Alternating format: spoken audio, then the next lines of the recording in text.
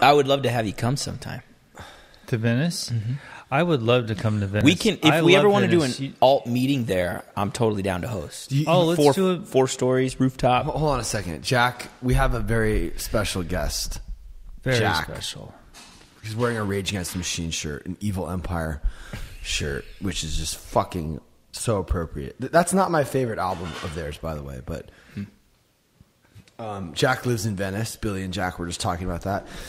Jack is very close with Jason and Victoria Evigan, Chumba Crew. That's how I met Jack. He went to the Philippines with me, actually, and I have a video. Literally, It was a good trip. Yeah, Boy Epic is making the video right now. It's like going to be insane. Wait till you see it. I'm sure you're going to be in it. Probably, yeah. Which will go up on my YouTube channel, Patrick Ridge, which is, to be honest with you, how does this look? I can't see anything. Well, look at the back of it. Touch it. Oh, just touch it. I'm trying to film with this GoPro. Jack is also a very avid. It doesn't look good because all you can see is an ashtray. It has to be like this. Jesus person, Jack. We just did our Sermon on the Mount meeting, which is really, God, man, it's really. I mean, look. I just always get a little worried when I mention Jesus to people, or on the podcast.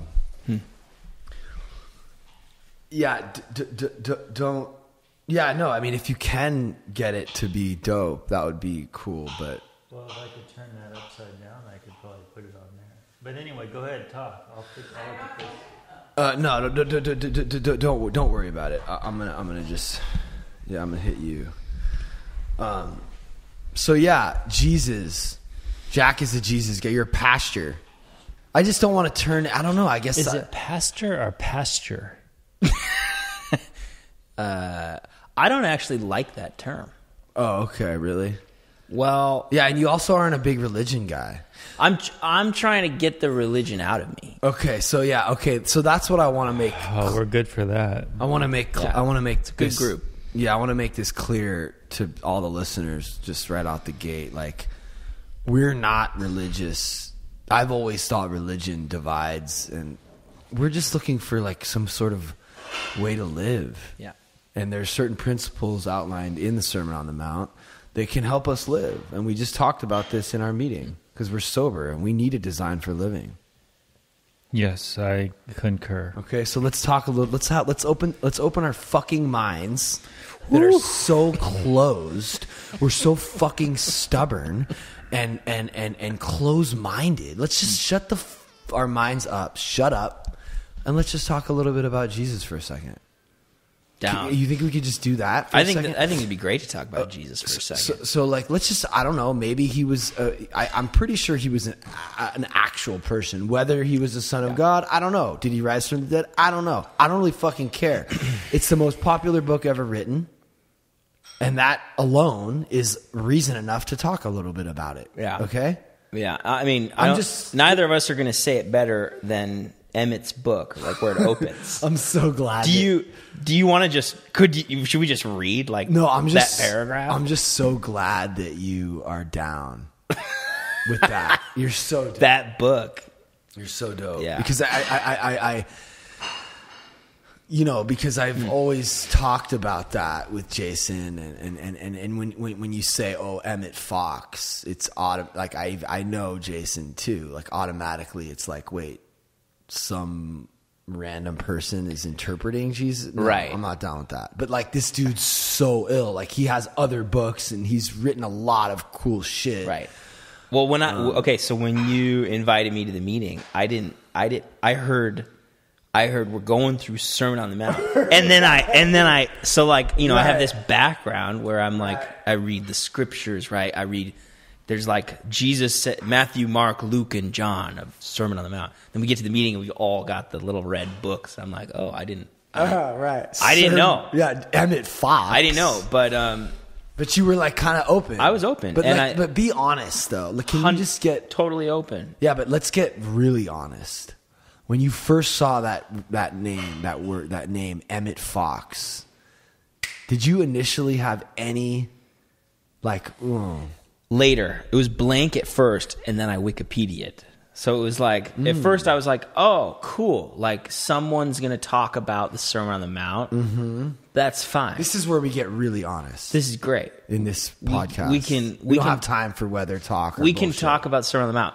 Then I Wikipedia him, and it says something like... In the meeting? In the meeting. Oh, okay. Yeah. Right. And then it says something... I think he's like... was a co-founder of like Church of Science or something. Have you looked him he's up? a scientist. Christian Science, maybe. Well, Christian Science. It's not Scientology. Right. Which I don't... He's just like an ill psychological... Totally. He's like a... Well, wait. I want to hear what his... Because he's like new, like fresh and new Billy, coming in. Billy, when you need to shut me up, just be like, look at me and be like, Pat, shut the fuck up. No, I just want to hear his opinion without us tainting it at all. Like, because it's interesting. Get the untainted. Because he's not an AA guy. He's a right. well-versed Jesus Bible person, and now he's coming into our world. And Angela just tinted my view a little bit of sermon of this Emmit Fox, saying it's not Jesus. And the problem is, all these Christians are talking about demonic warfare, and this Christian's right, and that sect's wrong, and now Angela's telling me this. And I am very much a truth seeker. Yeah. I don't want to eat bullshit. Yeah. And that's why I don't say a lot of things until I know what I'm talking about. And all of us are eating that book, and none of us have gotten any BS. No, it's just been great. It's for decades. It's pretty pure. Yeah. So what was your opinion, and what did you look up, and what did it say about him? So no reaction at first. Look it up on Wikipedia. Instantly think, oh, he's got to be like a New Ager or whatever. I thought he might have been a Scientologist, like either Scientology or New Age. But I'm like, I think where I'm at is, every single human on the planet, like nobody's got the corner on God, right? And so if you're everyone's gonna share a little meat, and then you're gonna have to spit out a little bone. So I figured, we're gonna get something good out of this meeting. Like I wasn't shut off. I just thought it was kind of funny that we're reading Emmit Fox instead of quoting Jesus. And like earlier tonight, we had this new girl too who didn't really. Like she's like, what is this all about? Right. Is this the? And I was like, she read the line from the Sermon on the Mount, like, blessed are the poor, right? And she's like, is that Emmit? I'm like, no, that's Jesus. This is all written somewhere, like in a row. He's just dissecting it line by line. So anyway, first reaction was, okay, this might be a mixed bag, but we can all eat. Anyway. But it's actually not mixed at all. As I go through, it is, it's fire. Yeah, it's pure. But it's pure. So I started reading the Bible recently, and how would you know what the Beatitudes are saying if someone doesn't interpret them for you? Isn't that what you do when you give a sermon? Yeah. So, that's a good question. I would never get the message that Emmit is producing. Without him doing it. What's your question? The Beatitudes, somebody has to interpret them for you, because it doesn't... Right. The shit that is being talked about in the Sermon on the Mount is kind of... It's like old, the way they talk about it's old, and it's hard to understand. Right. Yeah, I think it's a good question. I'm not sure I have a great answer, but what's the question? Well, so the question is, how could you read the Sermon on the Mount line by line and get what it means without Emmit Fox's interpretation, or yours, or somebody's, or someone's interpretation? That's why having the interpretation is really cool, because it helps you really understand what it is that's being said. Yeah. I just don't think there's any way I would extrapolate what he did without help. No way. I would just take it at surface value. I wouldn't. But he's just a human. I'm just a human. And so... Yeah. No, but he's a human that's done a lot of research and who? Emmit. He's a human that's done so much. Well, like when they say turn the other cheek, people assume that's just let someone hit you in the face and then give them your other cheek to hit you again. But that's not what it means at all. What do you think it means? Well, I've read what it means. Imagine if we I can't remember. It means to Turn the love them anyway. Oh, well, I don't know what it means. What does it mean? You know, Jesus says when they hit you or slap you, turn the other cheek. And, you know, at first face value, you would think, oh, it's just like, let him beat you up. You know, let him slap your other cheek. But that's not what it means. And I don't know what it means. That's why I'm saying it's hard to read the Bible. I'm doing it right now, and I'm just like, whatever. I think it's layers. A story. Like, okay, so Emmit tonight said in our meeting, one of the quotes we read, he said Jesus was a realist. Yes. Everyone was trying to take the mystical sayings of this man and extrapolate them. And the reality was he was we use the word practicable and realist, because when he just said, you know, blessed are the meek, they're going to inherit, right? They're going to inherit the earth. So it's like, I never really thought of that as could guide how I behave in a day. But the reality is you can just be weak, be meek, and have that posture. So you don't have an Instagram? No. That's where we're at? Yeah. Okay. Well, we'll work on that. I mean, I do. You can tag me. It's just, there's nothing there. You might think of joining us in the pursuit of trying to reach other people. A follower. What? Like, it's like a follower of Jesus, but a follower of... No, like you can just talk about ideas that you believe in, and there's other people that don't have access to that. That my whole thing is trying to help people. I love it. That's it. So I think that there's tag me. Yeah. Okay, cool. So let me at what is it? Jack. Jack. Yep. Masteller. MAS. Yep. Is there's like a dog behind a green? Yeah, that's it. Okay, so everyone, I want to do a social experiment right now. Everybody listening, I want you to go follow Jack, and I want you to comment on. We're going to post a picture of you now. Yeah, let's do it. Okay, cool. So before we get all in this Jesus and principles and lose ourselves, or find ourselves, whatever happens. So where does Jack come from? Are you an LA born person, or where'd you hail from? Yeah, I've been in LA 5 years. A lot of places, but Chicago, Ann Arbor, Michigan, Grand Rapids, Michigan. Spent some time in Colorado, but grew up mostly in the Midwest in Michigan. And then how'd you end up at these other places, with your parents or on your own? On my own. So, I think Colorado was because I became. Hold on a second. Yeah, I became like kind of like little new age, kind of slight Buddhist for a while. Dropped out of college, moved to a ski resort. Was meditating on like the mountains and crap. Wow. How was that? Yeah. It was horrible. Really? I think for me it was like an escape. I'm getting big wafts of marijuana. It's pretty nice. Oh, you don't even have the app on your phone? It's there. So for me though, that was just a really hard time in my life. My parents had just gotten divorced. You dropped out of college. Your parents were getting divorced. You went to a ski lodge and you were meditating on the mountain. Mm-hmm. So were your parents, did you grow up in a religious household? No, my parents, they didn't really have, I think when I was young, they took me to church a few times. And then at some point they said like, hey, if you want to keep going to church, we'll drop you off, whatever. So I think it was mostly like good principles, good friends, stuff like that. So you went and started to seek when you were in college. Yeah, I think I've been talking to God since I was 5, asking him, hey, if you're real, turn off the light switch in my room. Oh. And he never did. Do you remember that? I do. Huh. Well, I think it was actually turn on the light switch because in my head it's dark. I'm a little afraid of the dark. Oh, you mean like literally and figuratively turn on the light switch? Or at 5, maybe you're not thinking. I wish it was figurative. At 5, you're too linear. Okay. You have 300 followers. So, yeah. And ever since you've been talking to God? I think so. And then it's pain, it's suffering. When I was about 18, 19, that's when most of the pain and suffering hit.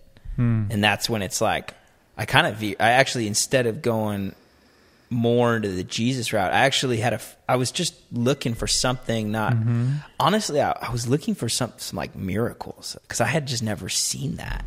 And I had read in the scriptures all about it. And then already at this point you had read scriptures? Yeah, I had been reading probably from 12 to 18. I read every night. But why? What prompted you to do that? I just felt this purpose. Like I felt like I was pushing hard for like what I wanted to, like I was honestly kind of in the books and all that jazz. And then at the end of doing homework and crap in school, I'd just be like, well, this is really important, but eternity is bigger. And I always believed there's some sort of time continuum where... And you don't know why you went on that tip, like why that... Because most 12-year-olds aren't like reading the Bible. They're playing video games or whatever they're doing, right? Well, I think it came from the times that I'd been in a church, and it came from the times I'd been in like a camp, like a church camp. So, okay. Yeah, there was some influence there. Okay. Yeah. So, in any case, you turn 18, everything kind of shit hits the fan, and then I went kind of seeking something really tangible. A guy had introduced me to the Viktor Frankl book, Man's Search for Meaning, and that just kind of led me into the, like The Secret. You heard of The Secret? Is that a good book? Should I read it? I mean, don't let me be the judge. I grabbed onto it. I started seeing things kind of happen with it. Like the idea was your thoughts, manifest things. So I started kind of picturing what I would want, and then it kind of would happen. So like, I totally believe that. Right. I mean, all of this stuff Law of points attraction. to that. Yeah. I mean, he's going to start saying it in the sermon. He already said it, states of mind. Yeah. And they're starting to say whether you're aware of your state of mind or not, it still affects your life. Yeah. Yeah. So I was, at the time, the things I wanted were just simple. It was like, okay, I want to make a lot of money. And so it was like, started doing like, under the table snowboard and ski lessons or whatever at the ski resort I worked at. And then one day I couldn't get a lesson, and I was trying to apply the principles of the law of attraction. I was like, okay, I am believing, I'm seeing the money come to me. And then I looked down, and immediately there's just like a $100 bill on the ground. Mm-hmm. So I felt like it was working. I felt like I would kind of see. It's hard to say if it's for sure or not, though, right? You can't or you believe it was. I think it was. I feel it's pretty legit because you were looking for lessons, like giving lessons or taking lessons. Taking. Oh, okay. Sorry. I was providing ski and snowboard lessons. Yeah, but like my little law of attraction board had like a kite board on it, like a very specific kite. You even made a board, so you've gone hard. I went hard. I asked some of these gurus if I could like be their intern and crap. Like I went to their, I consumed all their books. I went deep in it for a while. Wow. But it just coincided with a time of a lot of pain. So when I'm in, were you getting relief from seeking these? So the idea, that's a good question, because the idea was, if you have a lot of negativity in your life, you need to not focus on the negativity. You need to set your mind on what's positive, be grateful. The problem with that in a young guy who's in a lot of pain is you're not actually dealing with the pain. You're faking that you don't have pain or properly grieving it or feeling and being a damn human. That ain't it. Right? And so I stuffed all that, tried to fake myself into I'm really happy and I have the life I want. And where that led me was deeper depression, because then everything's undealt with, and I got suicidal. And so it kind of ended with me just being like, I'm at bottom here. But you didn't try it. You just were thinking it and feeling it. Yeah, I would just I would just have little fantasies about it, but never made a plan or anything like that. And I didn't think I could do that. So are you you think you're an intelligent guy? I'm just curious because I haven't met anybody who's gone that hard at that young age. It's a curiosity. Like, why? He is. Actually, can you just tell us real quick about what you did for a job? This fool was like on some like, he was helping massive Fortune 500 companies get their shit together. Like, we're a company. Right. What would be some of the questions you would ask us? So you basically helped your companies. Like, right. Just briefly. I'll give you a little background. Yeah. Like, quickly, though. Yeah. I do, like, management consulting, strategy consulting. I work for the largest, like, professional services company or consulting company in the world. Which is what? It's called Deloitte. You do Deloitte presently? Consulting. I do right now. Oh, yeah. okay. And how the fuck did you get that job? No, like, I don't even know how that works. I'm not saying you don't deserve it. No. You do. I'm I saying, love the I love like, where do you, like, what? Deloitte? Like, how does that even happen? Did you go to school? Yeah, or? so I went to a good school. I studied economics. I did my internship in, like, economic development in India. So this guy is, like, really fucking smart. Billy's over here thinking you're, like, some idiot who got... I thought maybe you were a surf bum living in some rich guy's house or something. Yeah, well, no, that's what... I mean, that's not true. That's true at the same time. Right, but that's why Jack's so rad. Well, I don't know him, so... Yeah, no. Yeah, he doesn't come across as, like some... But this is, like, the perfect guest for our podcast. And I'm, like, so stoked he's on finally. Because Jason and Victoria just are so, they're like, you know, I mean, they had, you know, we went to fucking India, filmed their music video, and then we went to the Philippines, and they, you know, they have a lot of friends. Like, Jack is the one person they chose to come with us. And us. For what? I mean, they chose us, which was pretty amazing that we got to go with them. Like, so they came and approached you and said, "I want you and you to come with me." Yeah, I mean, you know how many friends they have, right? A lot. And I mean, it was just, I felt like really, you know, well. Can I ask you a question? It's an honor. Can I ask you a question? I'm loving it. Let's keep going. Well, why? Go ahead. Why did they ask you guys? Okay. So I mean, Jack, of all the people, why did they choose you? Well, because I'm pretty sure Jack, because he's a really spiritual, like a guy that can like bring the word of God into people's lives and stuff like that. And I think me and Veronica are just chill and fun to be around. Also, I can film stuff, but it was funny because they didn't necessarily like I feel like if we didn't actually make a music video, they would have been like fine with that. Right. But we ended up making like the sickest Right. music video because I'm not like fucking around, and I made like, we fucking crushed it. No, don't tell me how to run my podcast. This shit is fire because I'm fucking out of my fucking gourd. Okay, and I know people listening. We have been jumping around though, because we were talking. Yeah, but you want to. It's too slow. It's like enough with like the question. I'm gonna keep all right, it put moving. some fire. Let's follow the fire. Yeah, I'm putting some fire into it, just because like I just think it's important where you came from. Yeah. Which is Jason and Victoria, and what we did in the Philippines. It's interesting, right? And I also think that people are probably interested in why me and Veronica. I mean, they're here to. Because let's be honest, people are listening because of me. I'm sorry to say that. Okay. But so let's talk about that a little bit. Like, so she's like learning to lose. She's the easiest person to be around in the world. Yeah. Veronica's like the she's best, great. right? And She's got a tattoo that says snacks. Yeah, and I'm filming everything. So that's cool. But we're both, they're a couple, we're a couple.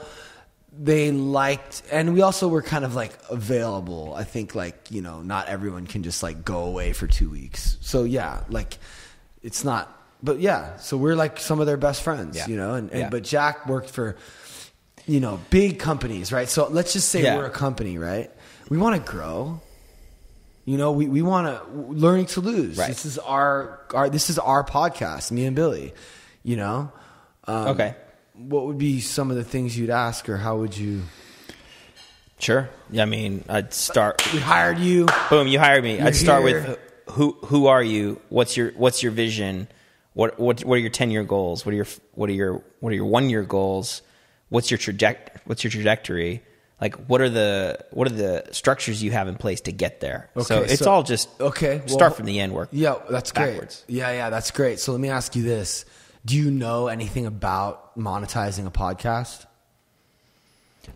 So that's the stupid thing about consultants is that they don't really have that much knowledge. They just know how to solve problems. They're like a you get a good handyman and like they just figure something out, even if it's really hack.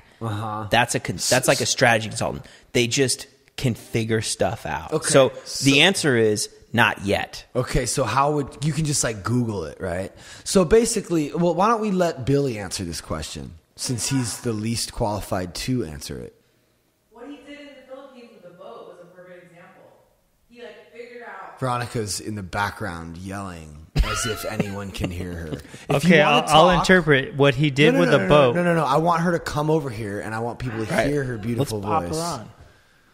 But sorry, back to my question. She thinks she can participate in this podcast from the kitchen, but you can't. You should just have a mic back there too. I know she had. She should get her. Oh no, but Billy, I want you to answer his question. What's your question? It was your question. You asked, "What's your 10-year plan?" Okay, yeah. What's your 10-year? What are your 10-year goals? What's your mission? Well, I'll call it my dreams or my goals. I don't know about a personally. plan. Okay. I was about to tell you the whole shebang. Okay, so we're a business and we've hired a consultant. Oh, that's this guy easy. charges a lot of money to do what he's about to do for us for free. All right, bro. I think this podcast is cool. It has a little bit of following. We want to make some money. How do we do it?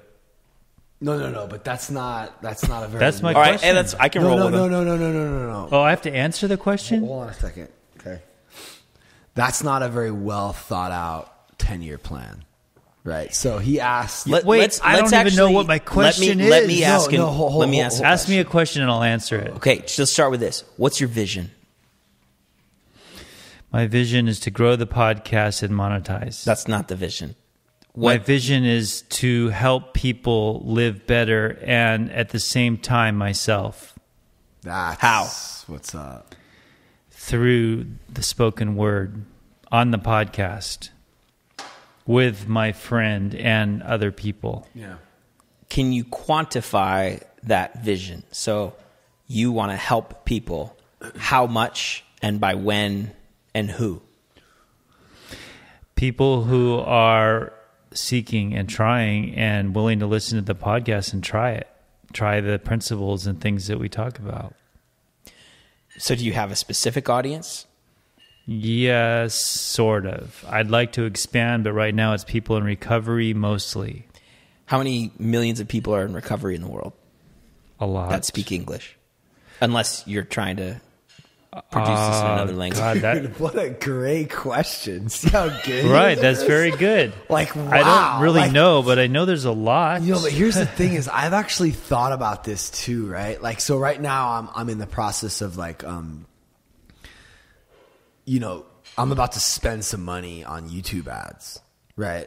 There's this guy, my friend Nate, my friend Aaron. You know Aaron Levant? Yeah. So he put me in touch with his YouTube marketing guy who helped him with the network, and he's worked with Complex and like big this guy's like the real fucking deal, right? Mm-hmm. And I love that. You really are an analyst. Okay, go ahead. Yeah. So I'm not sure. I'm not quite sure. I like your response to me saying that he's the real deal. Aaron, I don't know why I don't. I mean, I believe it, yeah, but I don't know him really. But yeah, what kind of response? I said, Yeah, what you're supposed to do is say, wow, Pat, you got like a real guy to help us. Like Aaron Levant's yes. guy. So this guy is going to help us market everything that I'm trying to do. I think you're misinterpreting me. I'm listening. I'm just joking. You're not. Kind of, but I. Now we're having an argument. No. I'm not. I am joking. You're. I'm not sure that you understand the value of. All right. Well, let's hear it. Okay, so this guy can actually put one of our videos, like what you just said about your vision. That's actually a really good ad. Right. Right. Exactly. So that's 2 minutes. right? He's asking you about the podcast. Like, it's kind of, this is Right. This This is could be it. amazing, right? Yeah. So I give this to the guy, and he puts it in front of people that have this like similar interests. All the people in the whole world on YouTube that want to be sober. Boom. And he does that. How do you get? And he's really good at it or something. Yeah. How do you get what you're trying to sell in front of the person that wants to buy it? You use this guy 100%. because it's a skill. But that's just an example of what he's saying. How many people are sober in the world? Yeah. And I'm like, whoa, probably like. I mean, like that's how many people in the world, open Well, up? here's the deal. But it's not even just sobriety. It's like, are you interested in getting sober? Are you sober? Or even do you live with someone that you want to be right. sober? And there's a lot more people that want to get sober than are sober. I mean, bro, we're talking like many more check times. this out. We're talking Wow. 50% of the population could potentially be interested in this kind of a thing. Well, I think what's interesting is that, which like, is incredible. like me at your meeting saying I'm not an alcoholic, but Yeah. coming as I've got something else, and then recognizing the need of like, okay, we all have an urgency to figure out the voice in the head or the ego. That I just feel like I'm an example of maybe your audience is beyond 100%. So is alcoholics. So is Victoria. Right. So is a lot of the people. A lot of the guy who just texted me, Corey Beard, by the way, shout out. I mean, he's not. He's just. I think he's just a regular dude. He's not sober or anything. So yeah, and then okay. So now that he's answered your question, there's a lot of people who could potentially be interested in this. Now what? Right. So I mean, again, you have to like nail all these. So are you going after every single person who happens to want to get sober in every country? What are the different characteristics of those people? Would you say there's something specific that you're going for, or is it completely broad in terms of audience? It's specific. Okay. Tell me about the specificity. People who want to improve their lives. That's specific. And then it narrows down to recovery people, which we can really speak to because we have a lot of experience. People who are in relationships and they struggle with those because these two and us and all we talk about relationship. I mean, self-actualization, I think, is my goal, really. Yeah. Sorry, just real quick. This just turned into the best podcast we've ever done. Thank you very much. That's just what I do. Sorry. It's my affliction. Good job. So continue. All right, please. Billy. So I guess here's my goal. Okay, so here's who I'm talking to. People who want to be self-actualized. Do you know what that means? Yeah. I mean, that's the pinnacle of life. Looking in this lifetime. Looking inwardly, right, not outwardly. And that's how you do it. And we know that, and we keep continuing to try to do that. We know that it works. You have the corner on the market of self-actualization. I don't know about the corner. But we are definitely. And I've got the corner on God. We are willing to put the dirt out there, like a lot of people aren't. Yeah. That's so. Look, and we're willing to be beauty. honest. No, but Eckhart Tolle, right. Russell Brand. There's a lot of people. Gabor Mate. There's a lot of people doing. Even Jordan Peterson. There's a lot of people doing this kind of work, and we love all these people so much. The difference is they're not showing their wife screaming at them, right? Which I just posted earlier today. Yeah, and I think that's a part of it, right? Because this is me doing the work. And this is what the work really looks like. Yeah, it's not a pretty picture all the time. Okay, so now what? Now that I just had a real fucking fight with a person I love, now what? Now where's God? Where's God in that? I'll show you where God is. God is, I'm sorry. This is why I'm sorry, and I'm going to try to do better. And I really do love you and care about you. Look at her. How could you not? But it's also calling... It's also just being okay to have an argument on the podcast. Like and this happens a lot. So that's the difference. It's learning to lose. Pulling It's back the curtain. Yeah, like for reals. I think that's the problem with like self-help in general, is because nobody's pulled back.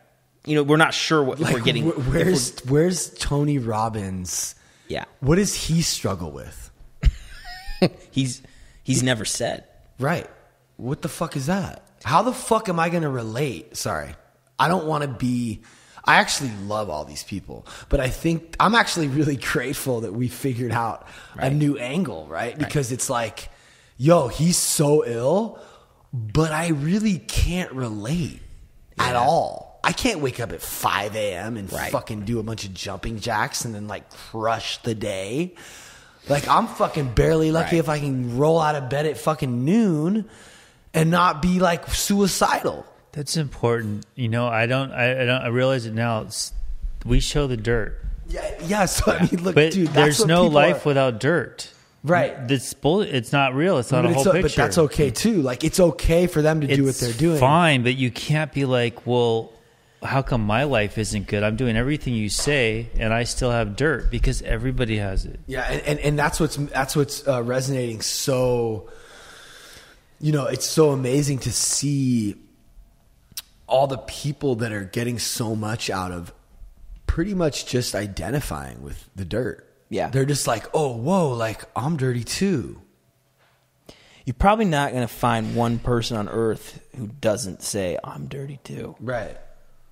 Yeah, but in 12-step, that's what unifies us. That's what bonds us. Is our brokenness, affliction. our wound. What would you call it? Our affliction. Yeah, and 15 years of being in AA, and being in this kind of environment is probably the reason why I gravitated towards this learning to lose idea, and this being willing to expose all my flaws and stuff, because it's just thank you very much. I appreciate it. It's like what we it's what we do in the steps, right? But it's also humility. It's like what we just read: humility, brokenness. The dark. It's darkest before the dawn, and hitting a bottom is how you get through. And it was also, thank God for primetime, because I don't think I recognized the value of complete defeat, surrender, and humility until primetime. But I do want to just take one quick little pause. So we just ate. What were we talking about? Learning to lose. We were talking about. We just ate. Veronica just ate. We needed to eat some food. This is the first time we've ever had like a actual break. But for them, we're starting. For the people, it was literally a nanosecond. But for us, it was like 45 minutes. No, we were actually just talking about, learning to lose. And I was saying how, being in AA, Jesus Christ. She is. Also, the more you touch it, can you hear this sounds? We want to be careful about that. Right. But I actually had a really good idea. I want to do a TikTok video. Like right now, we're doing the Learning to Lose podcast with Jack, who has a cool, let me see your shirt, who has a very appropriate Rage Against the Machine shirt on. Billy, what is this podcast? Do you want to just re-say what you think this podcast is for, or why are we doing? What's the vision? Yeah, what's the vision? What are we doing here? For me, what makes it so badass is I heal as I try to help people heal. And it's a healing space. I don't know, this triangle, or even just the two of us. There's something looking like inside, or the discussion, but we're also transmitting energy between us. But it's also going out there into the world, and I just want to share it. Yeah, but it's also, you were saying about an inward vision. You were saying it's like awake. I don't know what I was saying. What was he saying? It was the whole thing. The whole thing, huh? You were like... Well, who do you want to impact? Anybody who's interested in giving it a try and listening. I mean, self realize, what is it? That's what you were saying. It's self-realization. Well, Jung calls it individuation, but it's called, everyone knows it as self-actualization, which is the pinnacle of this life. That's what I would like to get to, or at least try and attempt. If you're interested in that, which you should be, by the way. If you're not, you're just pretty much an idiot. And then listen to our podcast. I'm the piss, he's the vinegar, or I don't know, whatever. All right, you guys talk amongst yourselves. I'm gonna pick them. So I'm gonna get that little video. Great. 100,000 views. So talk to me, Billy. I got a question. I should have shaved before. So we were talking a little bit about who you're targeting, right? Mm-hmm. So I'd like to know, what is your vision for someone from today to once they experience what we're doing, what you're offering here? How would they look different? How would their lives be different? They would try things that we discussed, that we try ourselves, and they would feel peace, relief of suffering, maybe. So how do you make relief of suffering tangible? Recognizing the awareness of where it's coming from and what you can do. It's all thoughts. It's all starts and ends with your state of mind. So your impact it's purely qualitative, right? So someone can say, I feel, it's a feeling. It's a change in how they feel. I feel less suffering. Because I've looked inward. I've thought about what sobriety could mean for my life or my wife or whatever, right? Yes, and I believe that it can go beyond less suffering and actually joy at some point. I mean, not forever, but we just... So the impact of your company is invisible? Not really, because I can see when you're bummed out and I can see when you're happy. So it's visible in that way. And when people give testimonies, or I feel myself, see, here's the neat thing about being the wounded healer, not saying that I'm a healer, but the wounded healer heals when he heals others, right? So for me, it's whether nobody listens or not, it's still fucking awesome, right? Because this space is healing. I mean, do you feel it at all? It's just like, it's like you have a purpose and a reason to go inward and to discuss things, and there's an audience. There's just something about it. I felt it in the group.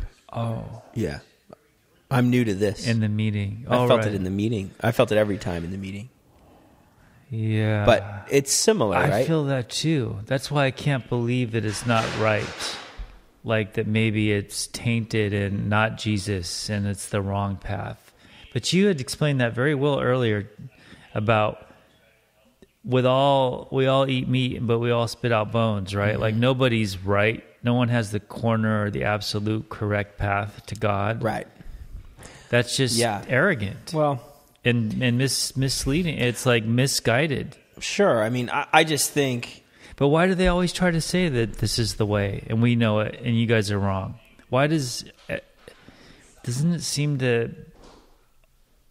Don't all religions kind of say our way's the right way? When I say no one has the corner on God, what I mean is, like, you can't go to one person and get every detail about God or spiritual revelation, right? We all talk to each other. It's like what you're talking about in the energy in the room. You get something from Pat, and you get something different from Veronica, and you get something different from me.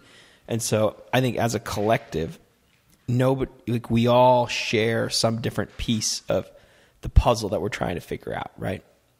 And I think it's really important that we don't dismiss, different people or what they have to say, because they might bring something we've never heard before, and I think we should hear them out. I think everyone deserves that chance, and I also think that if you bring that open mind and like the heart of a learner, you're going to learn from the craziest people on earth. I mean, I think like Kim Jong-un has something to offer, right? If you spend time with him, like he might have some different... You're talking North Korea? Yeah. Okay. So I guess, the anecdotal bad guy, right? Yeah. No, I agree with you. Right? I mean, I even agree with you, pedophiles in prison, Right, murderers, exactly. whoever. They're all human beings, and I don't believe anyone's all bad or all good. And they might have something to offer if we took the time to look. They probably do, because you can learn from people, right? What to do, what not to do, why they are the way they are, how society maybe is gearing things in certain directions, and and I don't mean to dismiss learn. your other question though about, because I think there is this crazy history of people saying, I think it's a couple things. It's like, first of all, there's so many different perspectives, and a lot of different like Christians or churches have said, we've got the corner on God, this is the way. But the interesting thing is, let's like wind that back. It was actually Jesus, he was like, I am the way and the truth and the life.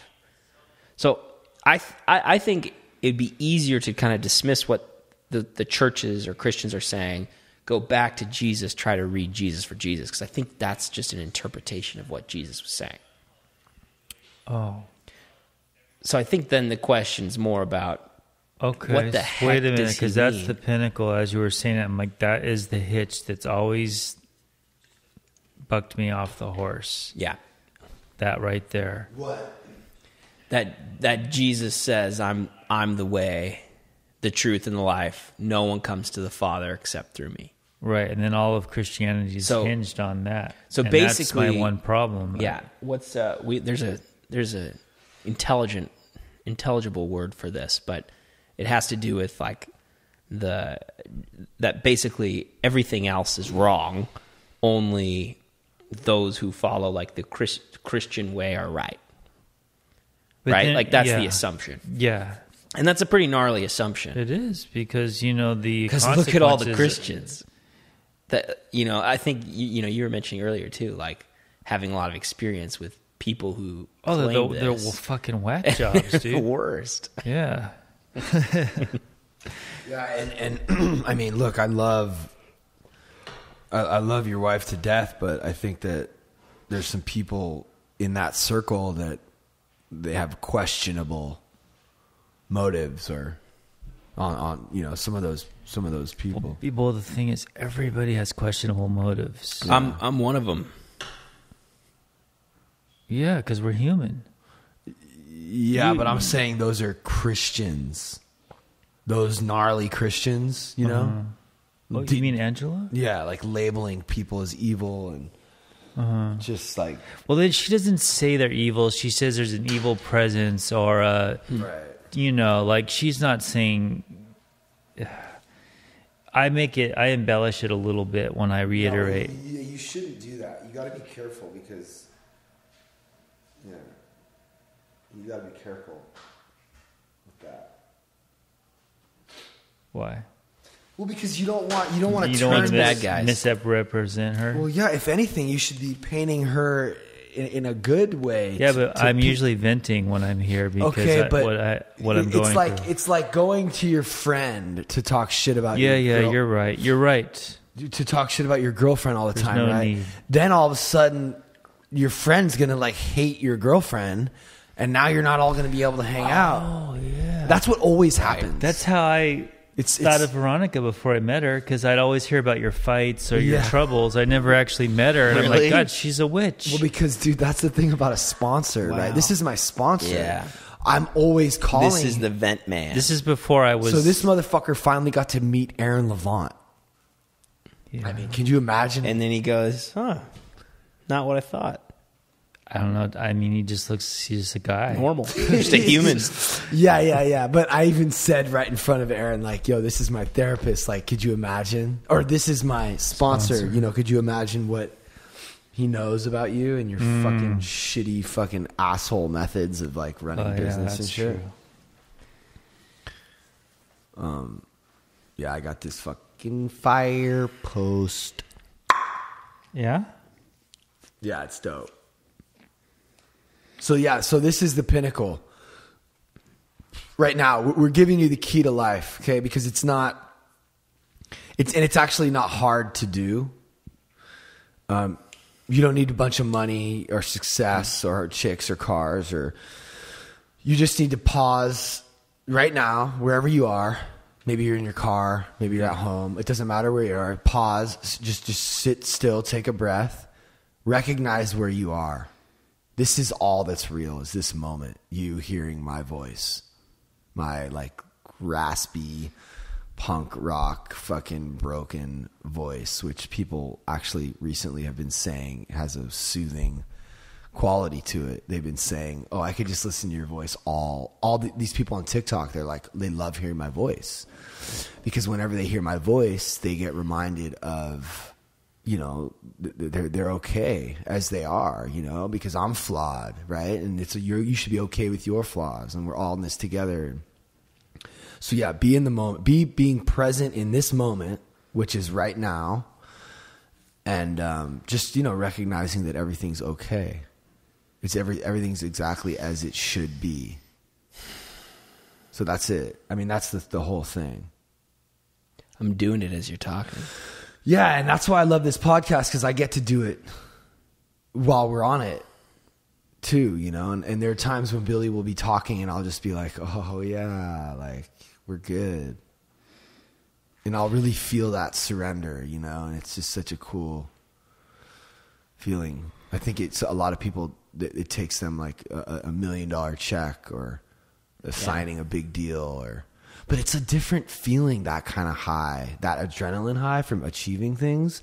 It's kind of like it's almost like there's a fearful, like, of losing it. Like, cause I've had like major successes that I've experienced that I got high from, but the high that we get from this kind of surrender is a different one. It's almost like better in a way, because it's like, you know, you can keep it. Have you heard them say like adrenaline feels like love?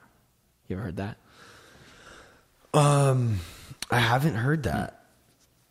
What's that? I don't know. I just not much to it. Just that it's like that intense, burning passion. Yeah, it does. It's like I get that. It's got that. Yeah, it has. It's like vibe. almost like you're almost afraid. It's like the butterflies in your stomach. You're like, ooh.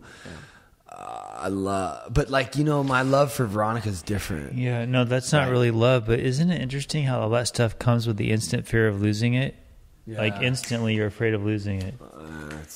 And that's why you can't keep it, and that's why it doesn't work the same way that this like God surrender thing works, because this God surrender thing is actually something you can keep and have anytime.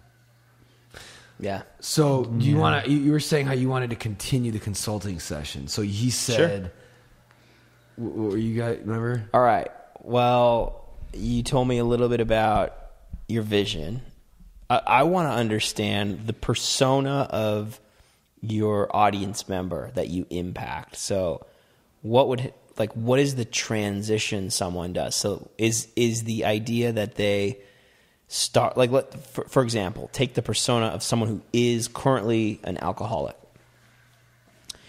They listen to the podcast, they experience something from you, and then what happens? Do you expect them to listen for a year, join AA, get sober? Or what would be their journey? Like, walk me through the journey of your dream audience. Well, if they stick around to listen, they could either scoff or they could like it. But if they're listening, it's planting a seed. And they're getting little bits of principle.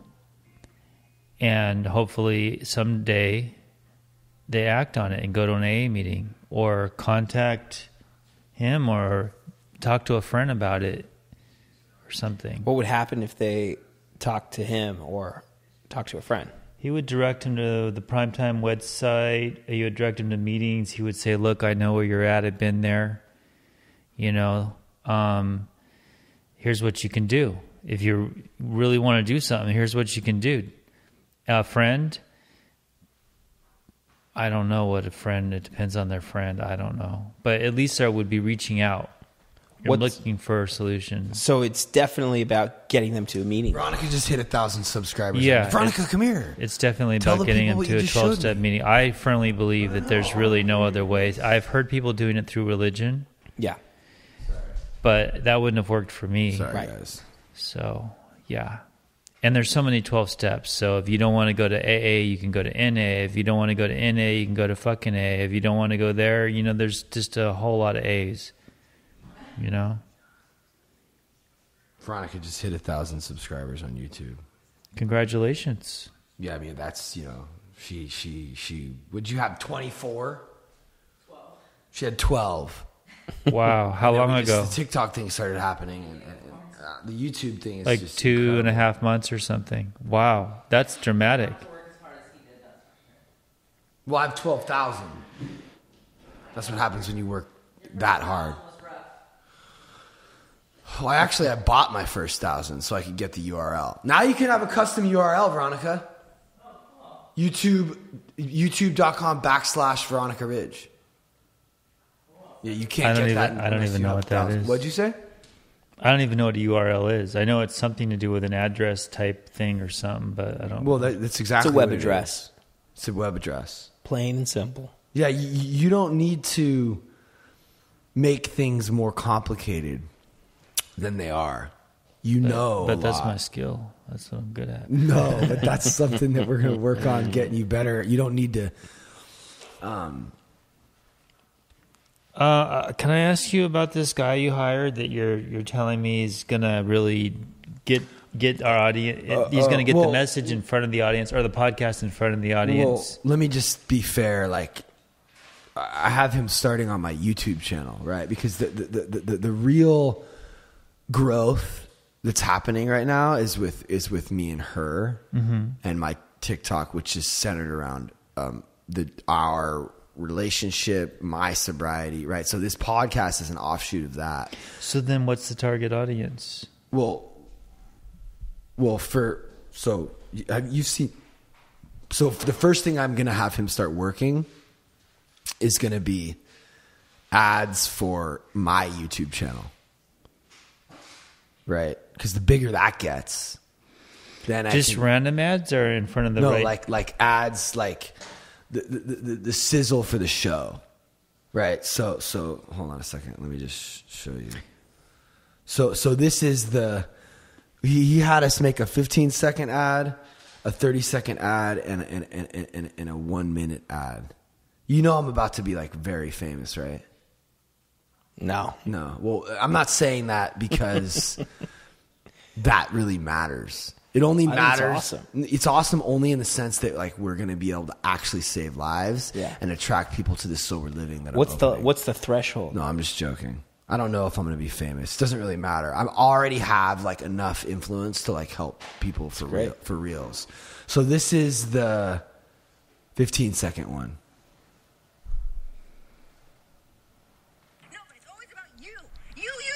You only care about yourself. People are like buying all this fake shit to like make them happy. None of that shit fucking works. Today wasn't about you. It's about all of us. Dang. That's gnarly. Yeah, that's kind of gnarly. Here's the 30-second one. My name is Patrick Ridge. This is my company, Ridge I've seen Production. this one. Yeah. This is a lot. This is my amazing wife, Veronica. I'm sober, my wife's not, and that's okay. At the end of the day, we both really want to help people. This is our life together, unfiltered.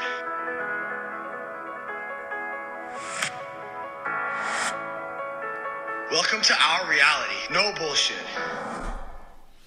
So that's what I'm promoting right now, because that's the thing that's working and growing organically on TikTok and actually helping a lot of people who fight, who are sober, who want to get sober, who have a significant other who is or isn't sober. That's really resonating with a lot of people because they don't expect me to be talking about the shit I talk about, looking the way I look. Right. Which is, there's something special about that. Right. I know what it is. I know what's resonating. I know what's why it's working. So that we need to blow that shit fucking up as big as we can. the podcast will grow organically. You know how I always talk about like neither one of us is famous. How's this thing ever going to work? Like Joe Rogan, he wasn't like the biggest comedian, but he had something, right? That's how it started. You know, if he didn't have anything, it would have been like so much harder. You know what I'm saying? Yeah. So like I now have something. Like I did it, Billy. So now we actually have a chance, you know? Because it's like so, you know, you can't just be nothing and start a podcast. A podcast is like, why the fuck is anyone listening to your fucking Are you fucking insane? Why would I ever listen to your podcast? I don't give a fuck about your podcast. Unless I know of you, right? Why the fuck are you ever going to listen to some random person's podcast? I've tried it. But you actually did. It. You listened to the all bad news thing or the things. Yeah, I mean, I'll listen to something, and if it's interesting, I'll listen to it. I guess you're right. That's pretty cool. You have listened to the all bad. It's all bad. It's fairly new, and they're growing. So how did you like give that a chance? I'm just curious. I don't know. It just popped up. And you just like listen to it? Yeah, because I listen to I listen to a lot because I work. Well, I listen to it while I work, and I listen to everything, and I'm looking for something new, and I don't even know. I just look, okay, it's all bad, fine, and then it was like hilarious. Wow. I couldn't believe what these guys. They're telling drug stories, right? Right. You know, hookers and dying, and they're laughing about it. Of course, you know. The hookers were dying. Well, dying in their disease. They were in their disease close to, you know, people were close to death, and just horrendous stories. And but they're all sober, most of them. And I don't know. It's really funny, actually. I listen to all of them. So, yeah, and I'll go around and try to find some. I stumbled upon Sam Harris, I think, or Shapiro. Somebody Shapiro. Ben Shapiro. Yeah. But you have to go on Patreon to hear his whole thing, and I just haven't done that. He talks pretty fast. Yeah. Don't you think? Who does? Ben Shapiro? Yeah, I guess so. But he has guests, so he goes back and forth with the... Yeah. Anyway, anyone who's interesting, I'll listen to. I guess... Yeah, so. I mean, you're kind of an exception because you have free time when you're watering the plants all day. And I think there's probably a lot of other people like you, but like, whatever. I forgot what, so you were asking about this guy. Okay, so yeah, it's not that, I mean, look, it's just one of the many things that I'm doing to try to get this but all going. Does he say anything about his methods, really? Or does you spend money on targeted ads. But who are you targeting? This gets back to my question. Yeah. I'm just curious. Who's he targeting? Well, I think that's a question for you. Yeah. Well, that's a separate thing there. I mean, it's learning to lose, it's but actually not. Though. It's their relationship. Yeah, but the same people. That's what's beautiful about it, right?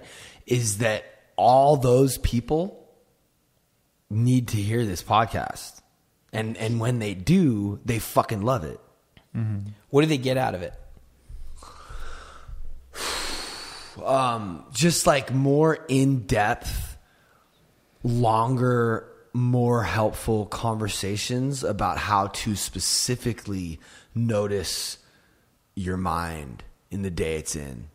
So and what the solution to that overly active mind looks like, and how to be happy in a world seemingly designed to make you sad. I kind of like that as a slogan almost for something. How to be happy in a world designed to make you sad. I don't know, I just came up with that one day. Because it's pretty true. Like even what we were reading outside, it's like blessed are the meek, for they shall inherit the earth, goes against the whole fucking way our society is built. Money basically fucking ruined that. How are you going to be meek and have any money? Yeah, we're about to go on a whole nother tangent here because, I mean, living the natural life it's instinctual in us. It's gratifying, catching a fish and hunting Right. and killing and gathering. It's. Oh, you put us on a topic and then you leave. Okay. Anyway, so you live in Venice in a nice house and you work part-time? I'm technically full time. Just Full-time. between projects right now. Oh, so you have like a week or two or something to... Try longer. Are than you that. freelance? Is that how that works? Or No, we just we do networking to find our clients. So, working on finding a client right now for my next gig. Had some cool ones though, in the past. So, trying to drum it up.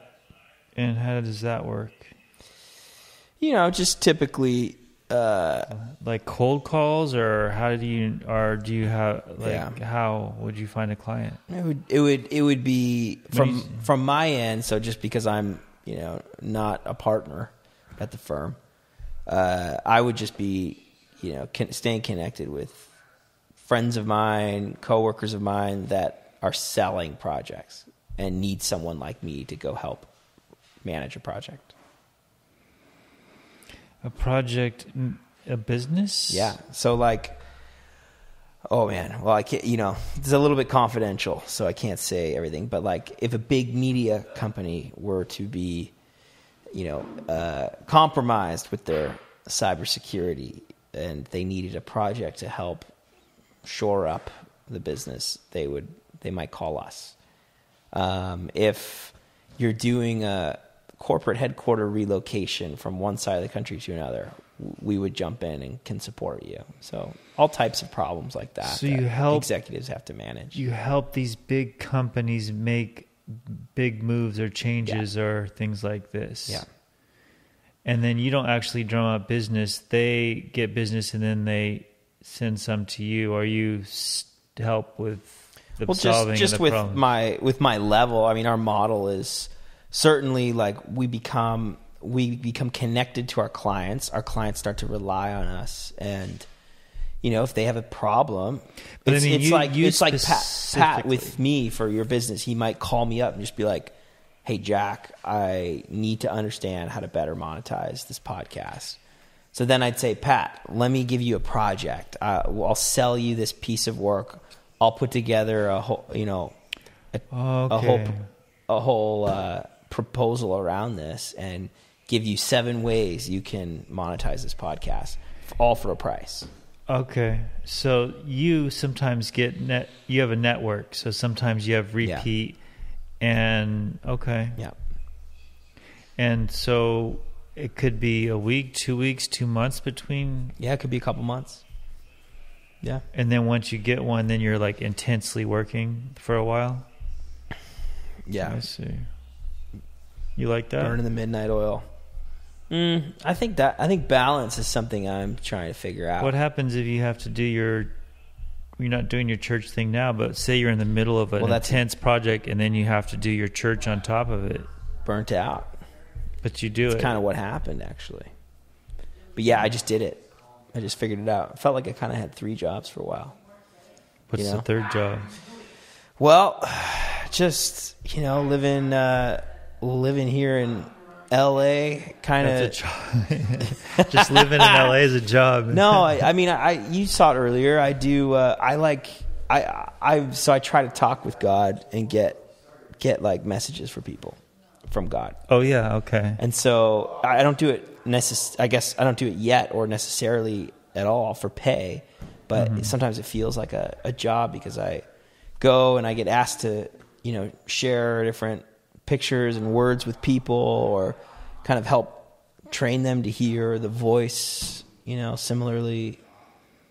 So yeah, that kind of was a whole thing for a while. What is that called? It just was creative. I didn't call it anything. There's not a title for No it? name. Yeah. Keep it nebulous. But yeah, I mean, the idea was kind of like what you guys want to do is impact people, encourage people. So you don't play off of questions that everybody You just clear your head and you receive words or things. Yeah. I mean, You don't like use a psychological approach to bring things out of people. no.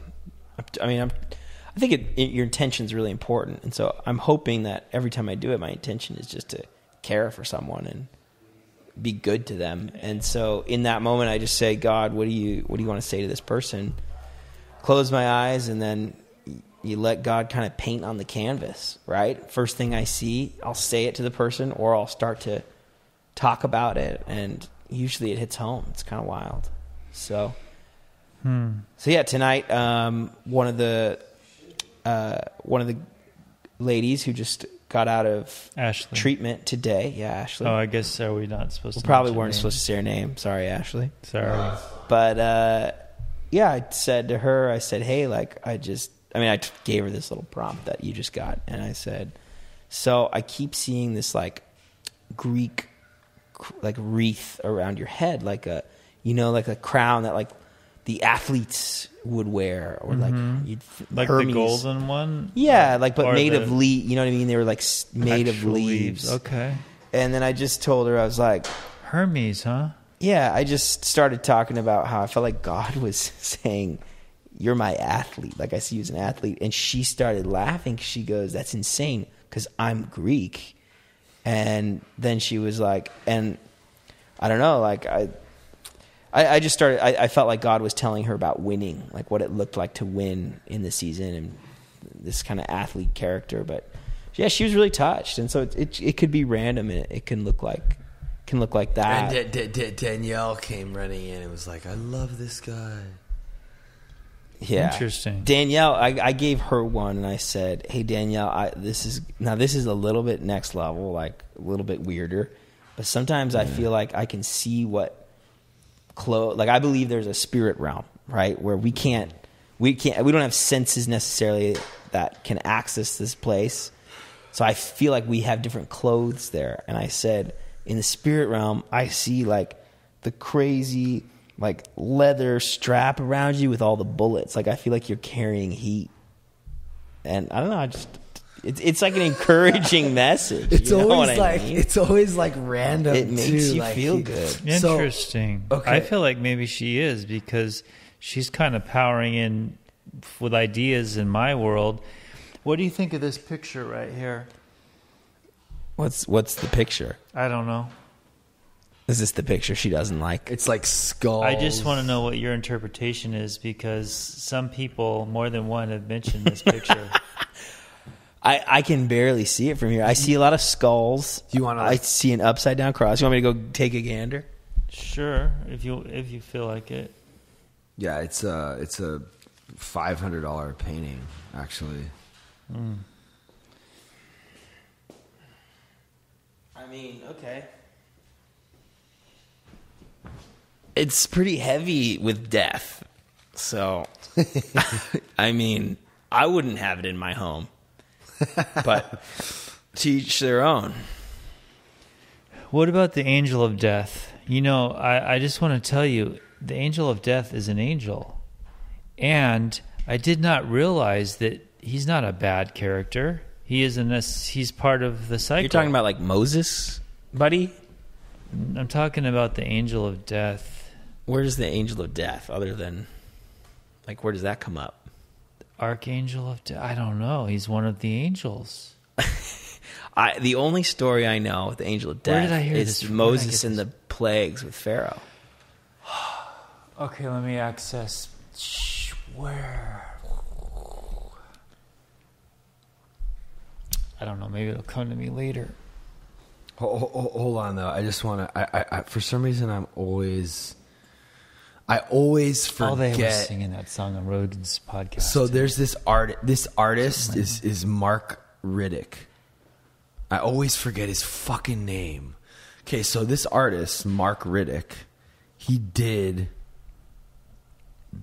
you know, he's done pretty much all the big, like, death metal, like, you know, like artwork. All right. And he did this Bieber logo. I mean, it's a sick logo. Yeah, but this is after a whole career of like doing this kind of shit. Like I have actually all these cards. I was actually like obsessed with this guy for a second. Hold on. Let's see if I can find these cards. Bernice! Where are those Mark Riddick cards?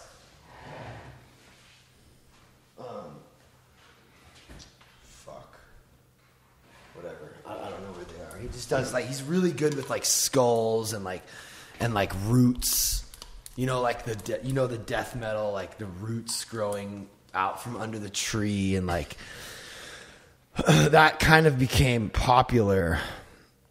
Like this kind of shit, you know, like this is Mark Riddick's art. Here, grab it and scroll a little bit, like skulls and like ribs and yeah, I guess you could call it death because for me, like death metal, black metal, really, which is sort of,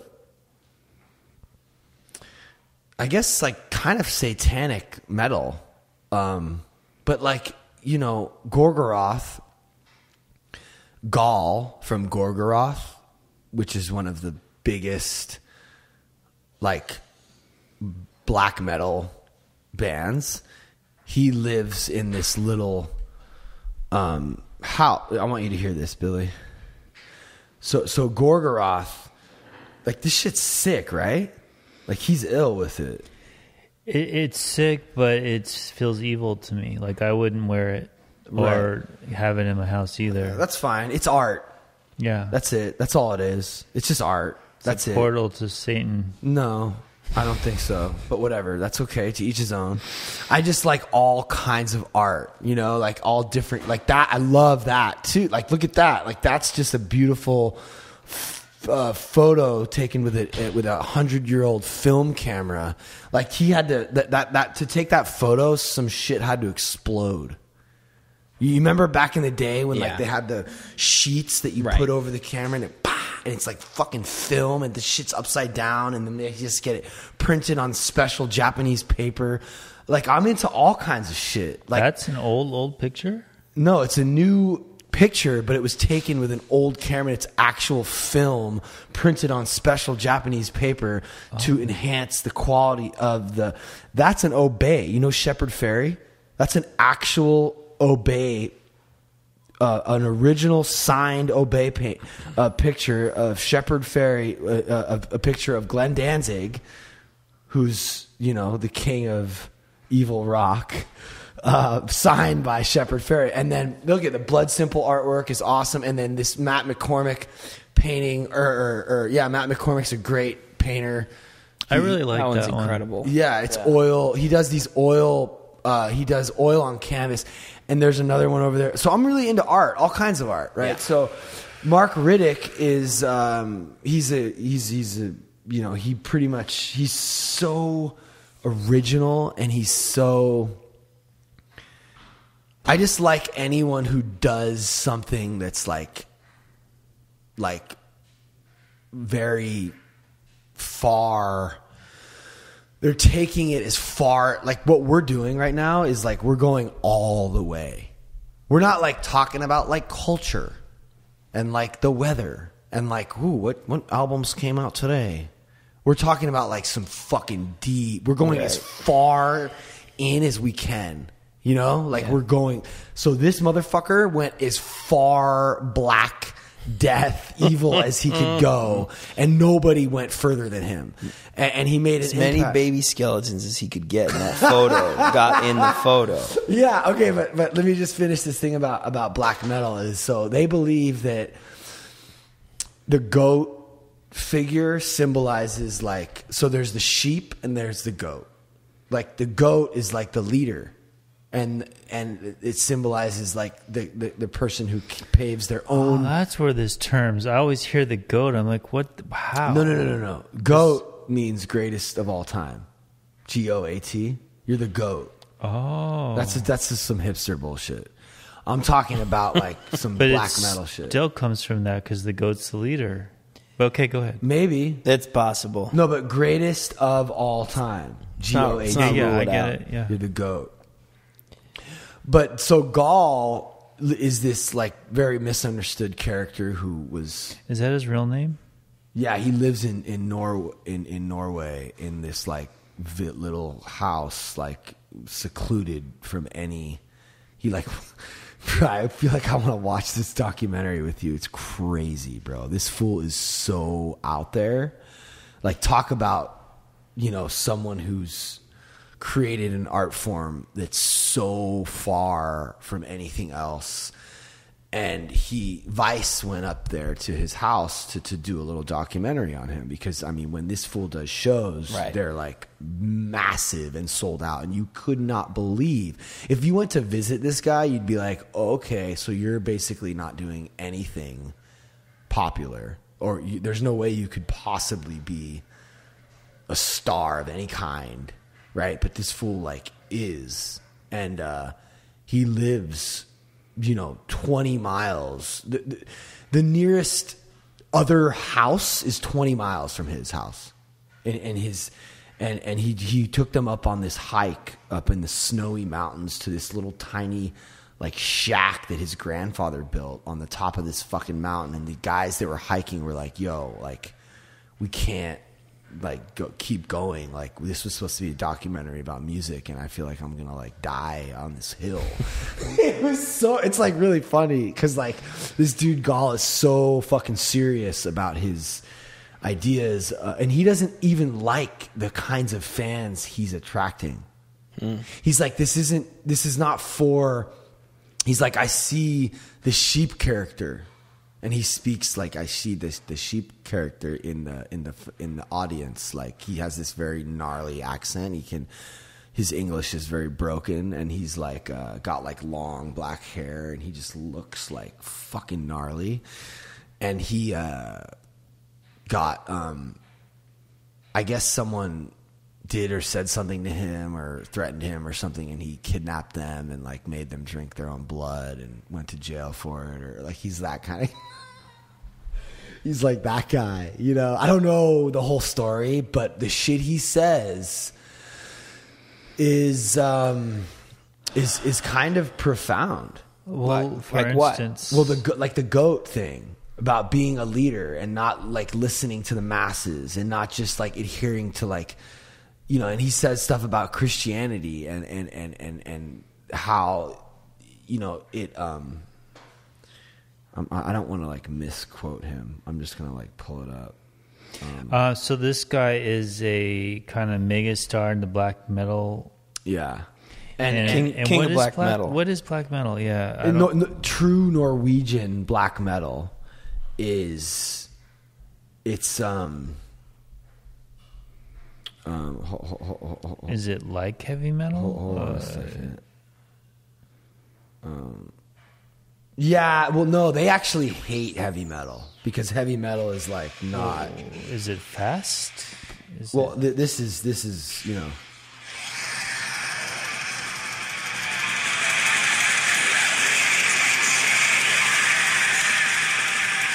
Golgoroth may not be the most celebrated band to rise out of the infamous Norwegian black metal scene, but they are by far the most feared and controversial. With their abrasive sound, chaotic live shows, and well-publicized criminal convictions, Golgoroth have spread their message of fear and hate across the world. So, is that the hold on a the second. message of fear and hate? Yeah, but hold on. No, I'm not like I'm not really like backing this. I'm just saying that it's interesting to me because it's really just art, Mm-hmm. What draws you to? It's just it's the most extreme form of art. It's the most extreme artistic expression that there is. This band, no one went further than they did, except for maybe Gigi Allen, and he's like one of my heroes. So I don't really. It's like principles before personalities, or like I don't really like need to necessarily like I don't need to really like Glenn Danzig to respect and to love his art. Yeah. I don't know. Is he live like the character in the band, or is that just a character? I've like literally seen this so many times. I can just like find the quote. So watch. Of course, that might be one of my problems with when I talk to journalists. I talk to them as persons and not as journalists. To keep it personal, Gall asked if, instead of doing a traditional interview, we could just put the camera on a tripod and talk. What to follow the false gods will do, basically. It's you will be allowed to focus on the God within yourself, because that's the only true God. The God within everything. That's the only thing that for me is worth calling God. It is the highest spirit of everything, and not this control freak that's telling you are not supposed to do this, you're not supposed to do this. You are only supposed to bow down and kneel before what I say. Doesnt is more than anything else. It's God is within man. God is within nature, and nature will always grow. That's the force of all life, is to grow.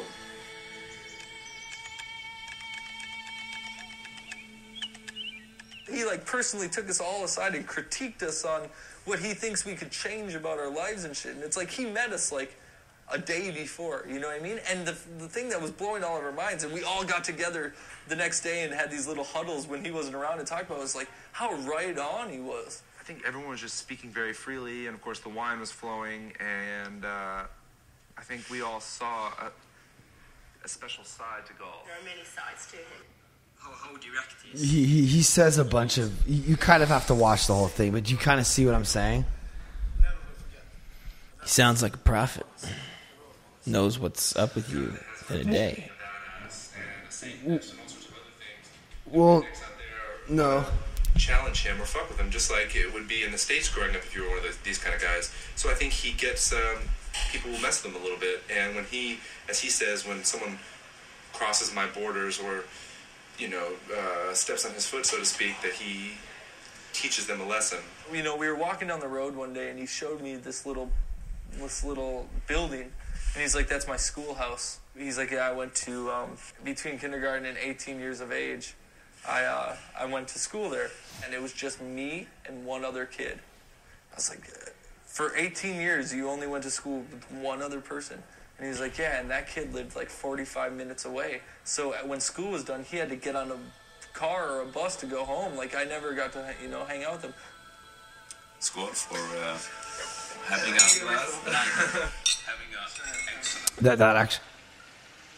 that actually wasn't the part about. Yeah, he's just very passionate, and he believes that he's lived super isolated. Yeah, he believes that this is a he's at war, and he does look like a Viking. Yeah, he's just on some gnarly shit. And I don't know. I just like that. Interesting. I find it very interesting. He does this kind of really dark, scary artwork. I had the exhibition in 9. Okay, so you have Marilyn Manson, right?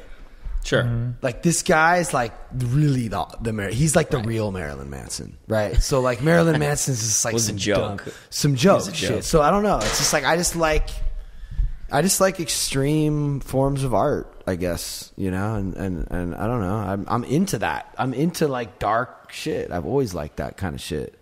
I like Skeletor. I wasn't into He-Man. Skeletor is the villain.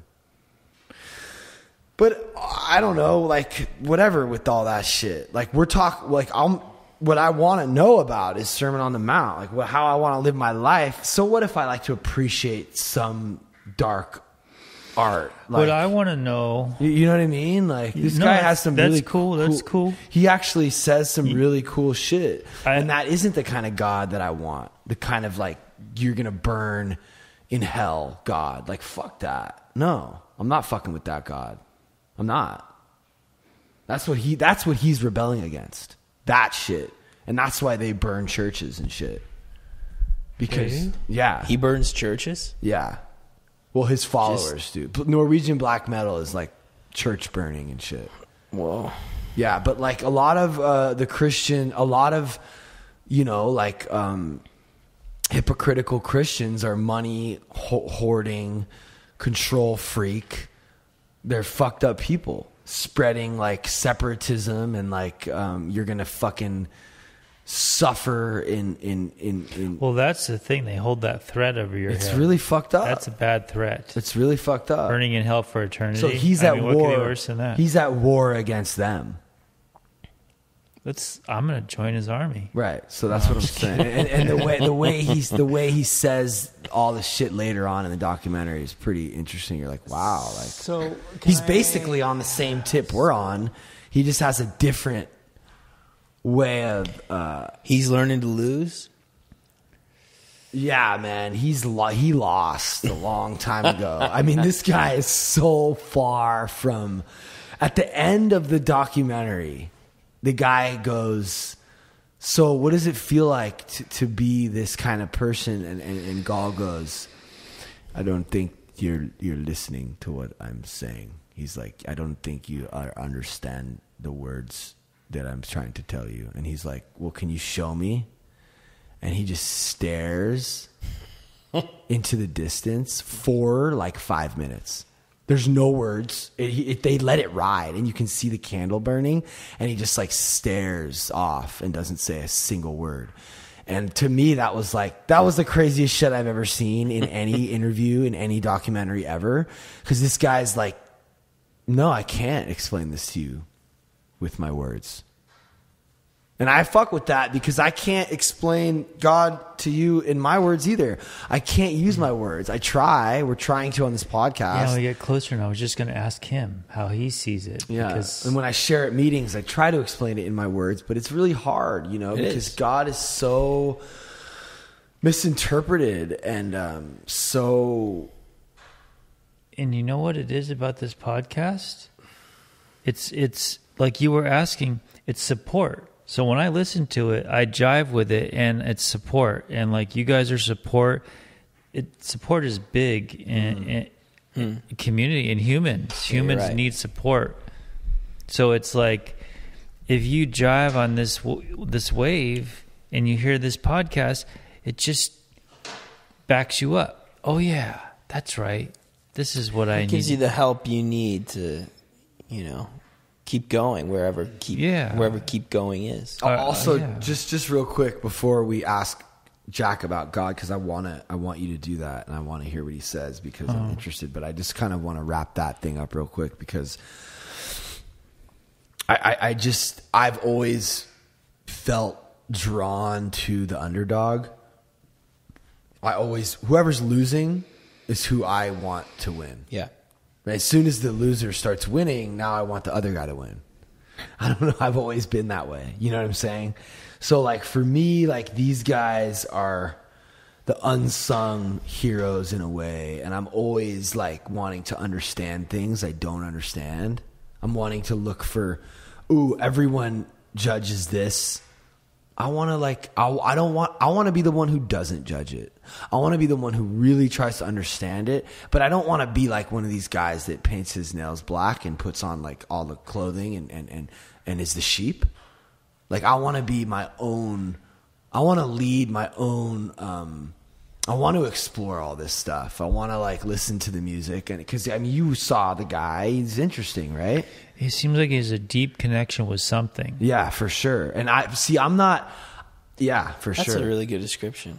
Yeah, very deep. A deep connection with something. Yeah, and like his ancestors built this house on this mountain, and like it's like he's lived off the land and barely has electricity and like barely has running water. I mean, he's just a very interesting, unique guy, and he's very, very passionate more so than probably 95% of all other artists.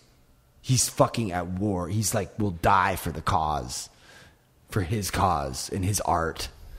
And like, I used to think that like Harmony Korine and Vincent Gallo and, you know, maybe not so much Harmony Korine anymore, but like Fat Mike and, you know, guys that are on that tip, I really just fuck with. So I want to have an open mind, and I hope that you're not judging me for exploring different kinds of art. Do you feel judged? No, which is what I love about you. But I'm not like, you know, some guy that's like, obviously, you know, I'm not the Satan guy or whatever. You know what I mean? Yeah. But I am interested in the misunderstood angel that was Lucifer. Right. Because that's interesting. Like, that's what Glenn Danzig talks about that. He said Satan's the most misunderstood character. Like, he was actually an angel. Maybe it was Satan, and I'm calling him the angel of death because he's a necessity, isn't he? He was he was a higher angel. He was one of the higher angels. He was an archangel. So that you got Michael, Gabriel, Lucifer. Yeah, Lucifer. What's up with Lucifer? I'm gonna pull up some stuff. I don't know how deep we can go on him, but no, he's heads part up of all of us. Music. Okay. I don't know. Lucifer headed up all music in heaven. Really? Yeah. That's the idea. He's like head of worship. Huh. And he's the highest being that's not God. Because there's a hierarchy. And he was cast out. He's the top dog that's not God. And he was cast out.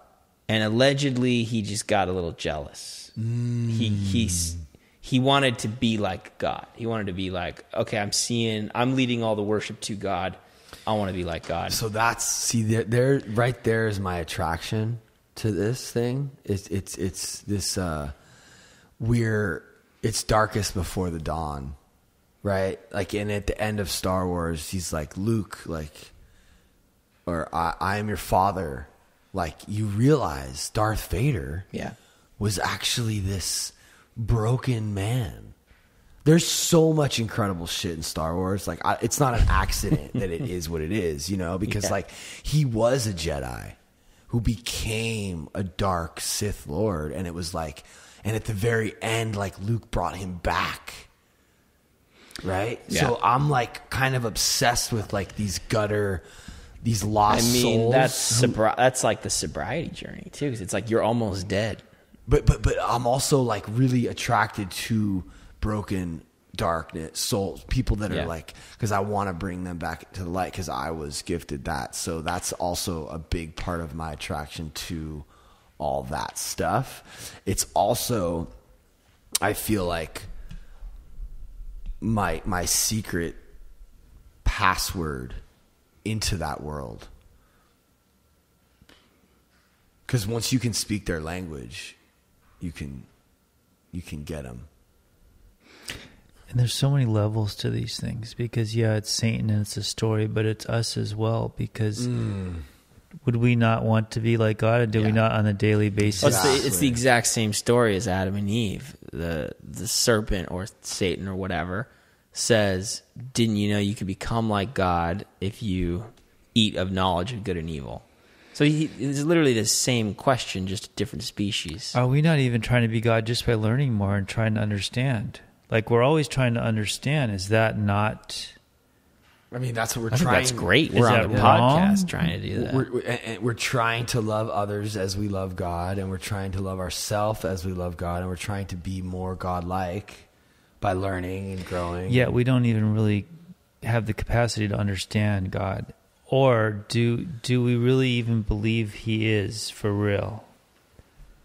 Or I should ask myself that. What do you mean, for real? Like is it real, or is it a psychological head truth, game? Or he's actually out there? He's out. You're saying he's any out of there that? It's just not something in your brain that you're producing. You know, like, it gets interesting to even think about us, because we are what we are and we see what we see and we think that's everything.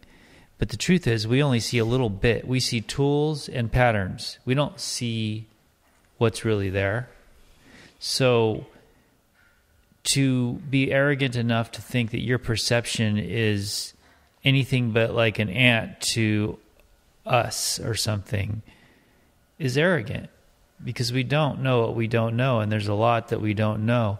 In fact, what we don't know is enormous, incomprehensibly enormous. Yeah.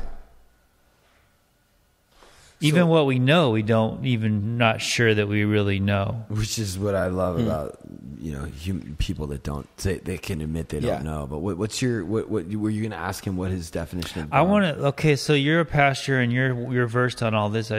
What is God to you? Yeah. Wow, dude. I mean, I'm just gonna give you the raw. Like, okay, it might sound a little corny. It just, the first thing that hit me like immediately was just like, oh, best boy, like best friend. Like, God is a relationship to me. God is like a coach. God is like he's like a dad. God is it's a person. It's a personality that has my back, that talks to me, that I talk a lot to. Is it Jesus or something else? I mean, it's Jesus is for sure a part of God. But are you talking to Jesus? Well, I switch. Sometimes I talk to Jesus. Sometimes I just talk to like Papa God. You know, I think I oscillate a little bit. Sometimes I just talk to like some spirit or force. You know, is that because are you? Would you say that you're aware that our understanding of God is finite and God is actually infinite? Dude, I think we're all sitting here right now inside of God. So yeah, it's gonna get a little trippy. Like, right? Okay, so yes, you do believe that. Then, right? Then we can't really know or understand what God is specifically. Just think about. Let's do something really natural. Like, we know the natural universe. First of all, we got that. If we go out as far as we possibly can, we got 16 billion light years, but we also know that the blackness is infinite. Yeah. It doesn't end. How do we live somewhere that doesn't end? That's just, so we can't even understand. We can't understand that, and I think all of that is still inside God. Somehow, so we definitely can't understand God. And yet I think that he wants to be understood, which is a really funny thing. Like, that's the whole Jesus narrative, is like, okay, God, for all these years throughout like the Jewish history, God was telling us more and more and more about who he was through his like prophets, right? Or through Moses. And then all of a sudden he says, like Jesus actually told this parable, like, a man went away and leased his vineyard to some like tenants to take care of it. Then he like sends back some messengers to collect, and they kill the messengers. And then it happens over and over. It iterates. And then finally the guy's like, okay, I'll send my son. They'll finally listen to my son. Then he comes back, and then they kill the son. They say, great, we're going to take the vineyard for ourselves. So like, this is probably a very, like one of the odder interpretations of that. But I just think that like the idea is that God is saying, over the years, I sent my like messengers. And then finally, if I wanted the truest messenger of all, I sent my son, which is why Jesus identifies himself as like the son of God, the son of man or something, So I just think that Jesus is like this example of God reaching out and saying, I'm infinite, but I want to be known. Like, why, if he's real, why create humans with such crazy minds and curiosity? Because we're godlike. So why would God create something godlike? So he can experience through us. Experience what?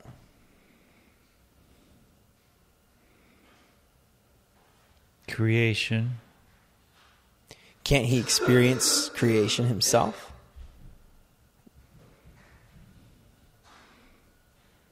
No. Because he is the creator. So that's of what he's made. He is.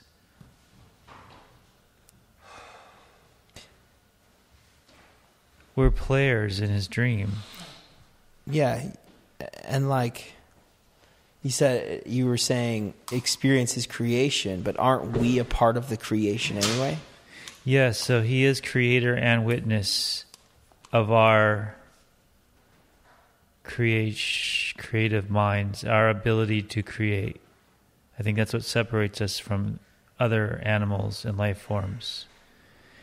Is God is a mind power, and we are also mind powers. And that's why thought is the beginning and the end of all things. You want a better life, it starts with your thoughts. States of mind are what Jesus talks about, only, exclusively. Yeah. Wow, like heaven on earth is like heaven can exist in our mind. Yeah. You were saying about how he sent a bunch of messengers, and then he sent his son, and then we killed his son. Have you seen Prometheus? No. Dude, I'd like to watch it with you. We should watch all three of them. Yeah, but Prometheus is the first one. So Prometheus is the prequel to the Alien trilogy. And Ridley Scott is big on this stuff, right? And he there's Reddit threads talking about how he's referencing Jesus in the movie, and these superior beings who created us. We call them mechanics. You know, God created them, and then they created us, and then we started destroying ourselves. So then they created a weapon to destroy us, and they're upset because we killed Jesus. Like, what the fuck are you doing? Like, what are you guys doing? Like, you're just. So the mechanics. You got all that out of the movie? No, it's actually all. It's a Reddit article. Oh, okay. No, but like Ridley Scott explains it. Like Ridley Scott is like. They were going to find the creators, and they need to make another movie, don't they? Well, they did. The last one. They did make a sequel. So basically, they made a weapon. This black ooze shit. It's like an organic weapon that you know has different. It's like an ooze that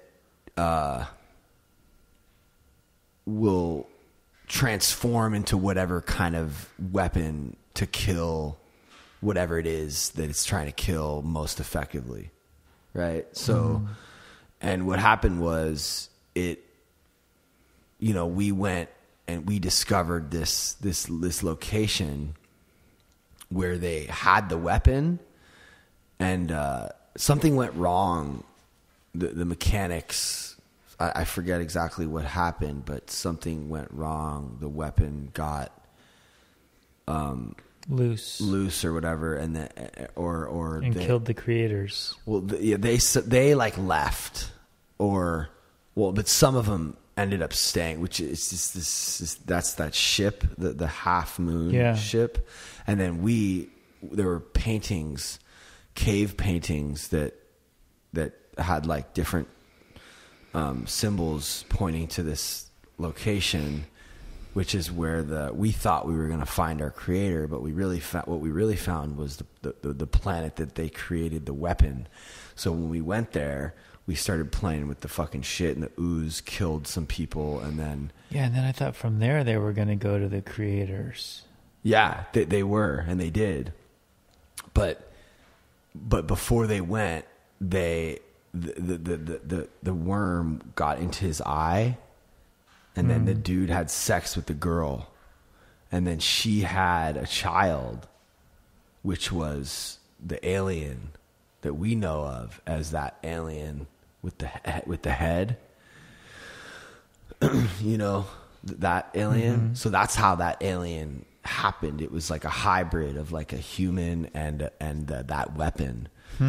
And then we went to. It's really a horror film, but like. It's really interesting. It's like a deep. I mean, he dedicated a lot of his life. This is Ridley Scott who created Blade Runner. Yeah. And he's a fucking genius. You know, he's one of the greatest filmmakers of all time. And Alien and Prometheus, that's his like masterpiece, really. And there's so much more to it. He didn't just like make a sci-fi horror film. He like did so much research, dotted all his T's, or crossed all his T's, dotted all his I's. Like, you know, there's so much. There's a whole website that talks about why they're mining for like the Wayland Corporation and Wayland and all his reason for trying to find the creator and all the different planets, and there's just, it's so deep. Like you can just become obsessed with this whole world. And the reason I'm bringing it up is because the Prometheus, a big part of the reason of why they're so upset is because we killed Jesus, which was basically their attempt at helping us understand like that. Well, yeah, love and like forgiveness. I mean, it is kind of insane that we're sitting around thousands of years later reading line by line a guy's interpretation of Jesus who was quickly killed. Yeah. Like he did 3 years of talking in public and quickly massacred. Insane. And why? A pretty bad massacre. Why? Why do you think? Why did they kill him? First of all, he was breaking the rules, man. But like what rules? All the rabbinical rules. Which ones? He was threatening the people in power. I don't know.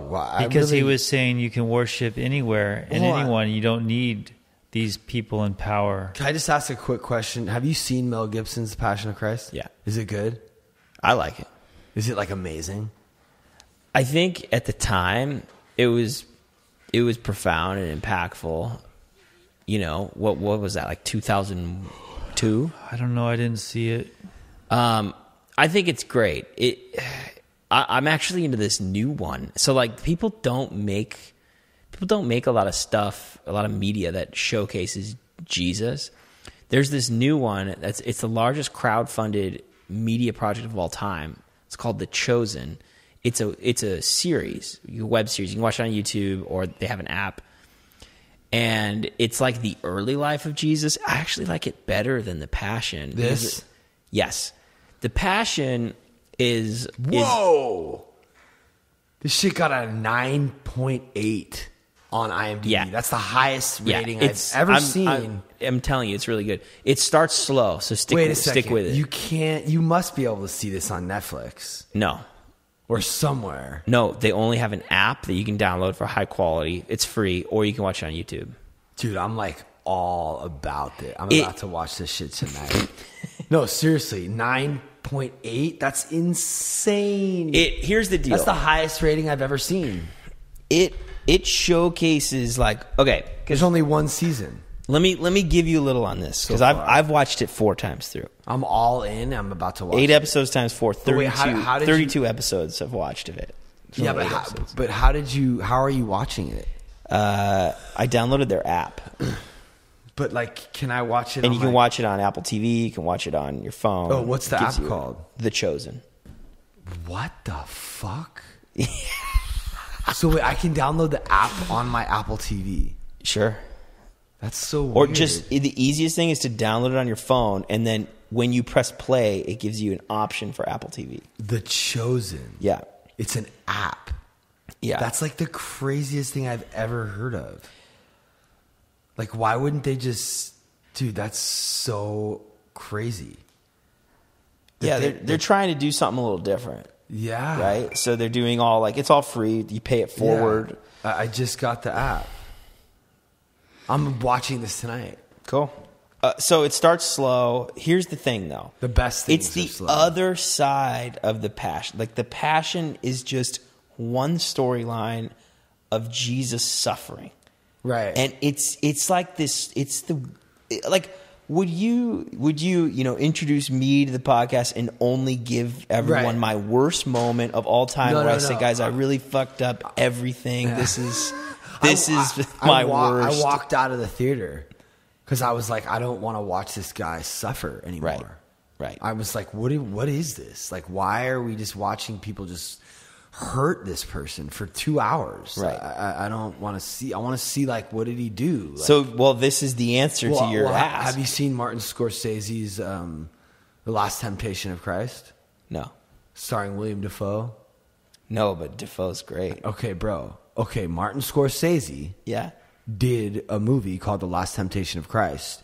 And it's basically, it's The Chosen, but like made a while ago. Does Dafoe play Jesus? Yeah. Stop. Bro, it's insane. Oh, God. So you got to watch that, and I'll watch this. He was just so good in Togo. Oh, yeah, I got to see that. Okay, but back to The Chosen. What I'm trying to say is this is the other side of the pendulum where it's like there's all these writings that Jesus was the most fun guy there was. Like, he had more joy than any of his brothers. He's happy. He's fun. This is like that view, and it's the view of Jesus' early public ministry and appearance. This isn't in the Bible. It's other writings. It's in the scriptures. Yeah, the Bible. Yeah, whatever you want to call it. So it's so good. It's I like it because there's all these things that Jesus says. I feel like everyone's talking about, Jesus is like the loving guy and he's got this amazing wisdom. But then I feel like he says all these things that are a little harsh, right? And I'm like, wait a second. This doesn't really connect. Not that it's all about The Chosen, but when I watch The Chosen, it actually, I don't know, I feel like I got it more. Like, I understood how Jesus could say some things that are harsh, but with like a grace or like a compassion while he says it. Like, it's almost like, he's like, if you're warning your kid, like, you are about to go in a timeout and like, we do not want, your mother and I do not want this for you. I don't know. It really connected for me. So it has my highest recommendation. Stick with it. Episodes 5, 6, 7, and 8 are fire. 1 through 4 are a little slow. I noticed. I like slow. I think the best shows in the world start slow. Yeah. I noticed that too, but you don't get all the context when you read the Bible. You're just like, wow, he's saying some. This is a ton of context, which is great. You should check it out, Billy. I want to ask you. Well, I won't mess. If Angela does it for me or Pat does, I won't. I'm not interested in trying to figure it out. Especially because I don't have a screen to watch it on. Well, we're gonna try to change. You got a phone? I do. An iPhone?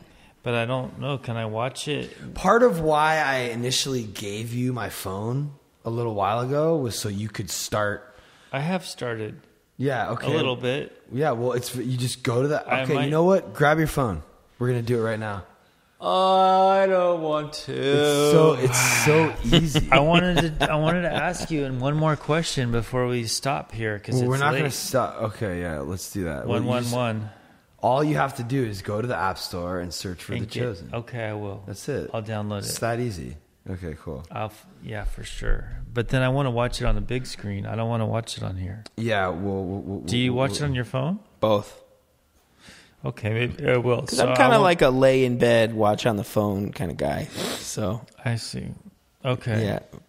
So I want to just a little bit more on this God stuff, and I'll stop. But so I had this experience where I can conversate into a high state, which feels like a God state, and I just want to know, like, your God, because it seems like it's such a driving force in your life, and you're not an alcoholic, and it has been for some time, and you've gone all the way to the level of pastor, even though it was a voluntary thing. So this is like, I don't know, your primary objective, it Right. seems like almost. For sure.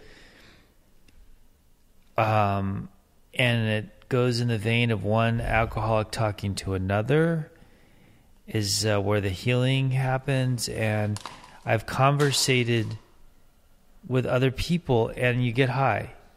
You talk about God and you get high, and everybody, like, there's that transfer of energy again, like that. It takes other humans, though. Do you know what that is? Do you know what I'm talking about? I know exactly what you're talking about. And you've experienced that? Yeah. And you can almost like deliberately make it happen if you have the right people with you. Yeah, it's fun. It's like people are these chemicals, and you throw them together, and you get different reactions. It's a very high state that you can get to, though. And I'm wondering how high you can get. You know? I've gotten pretty high with... That's so crazy that he asked. That's so weird that Billy just asked that question, because this guy talks about getting like really high from like he's you've never done anything. I've never done any drugs ever his whole life, or you drank a little. I've drank a little, yeah. Been drunk, but he's gone not on an trips with Jason and Vic where they're like tripping balls, and he's just like higher than anyone there. Yeah, okay, we're going a little further than your question, so maybe we'll get to it. But to what Pat's saying, I went to Lightning in a Bottle, and everyone was on, I think, a little acid, little mushrooms, and I just asked God, because I didn't feel like I never felt like I had this, like God wanted that for me or was telling me to do that. So you never once tried it? No. So I just said, God, can I get high this weekend? And I just kind of like let it go, though. I was like, you know what? It's okay. Like it was an acceptance thing. It was a surrender. I said, I want this, but I'm surrendering. And I almost didn't even think it was going to happen. And then it just happened. And I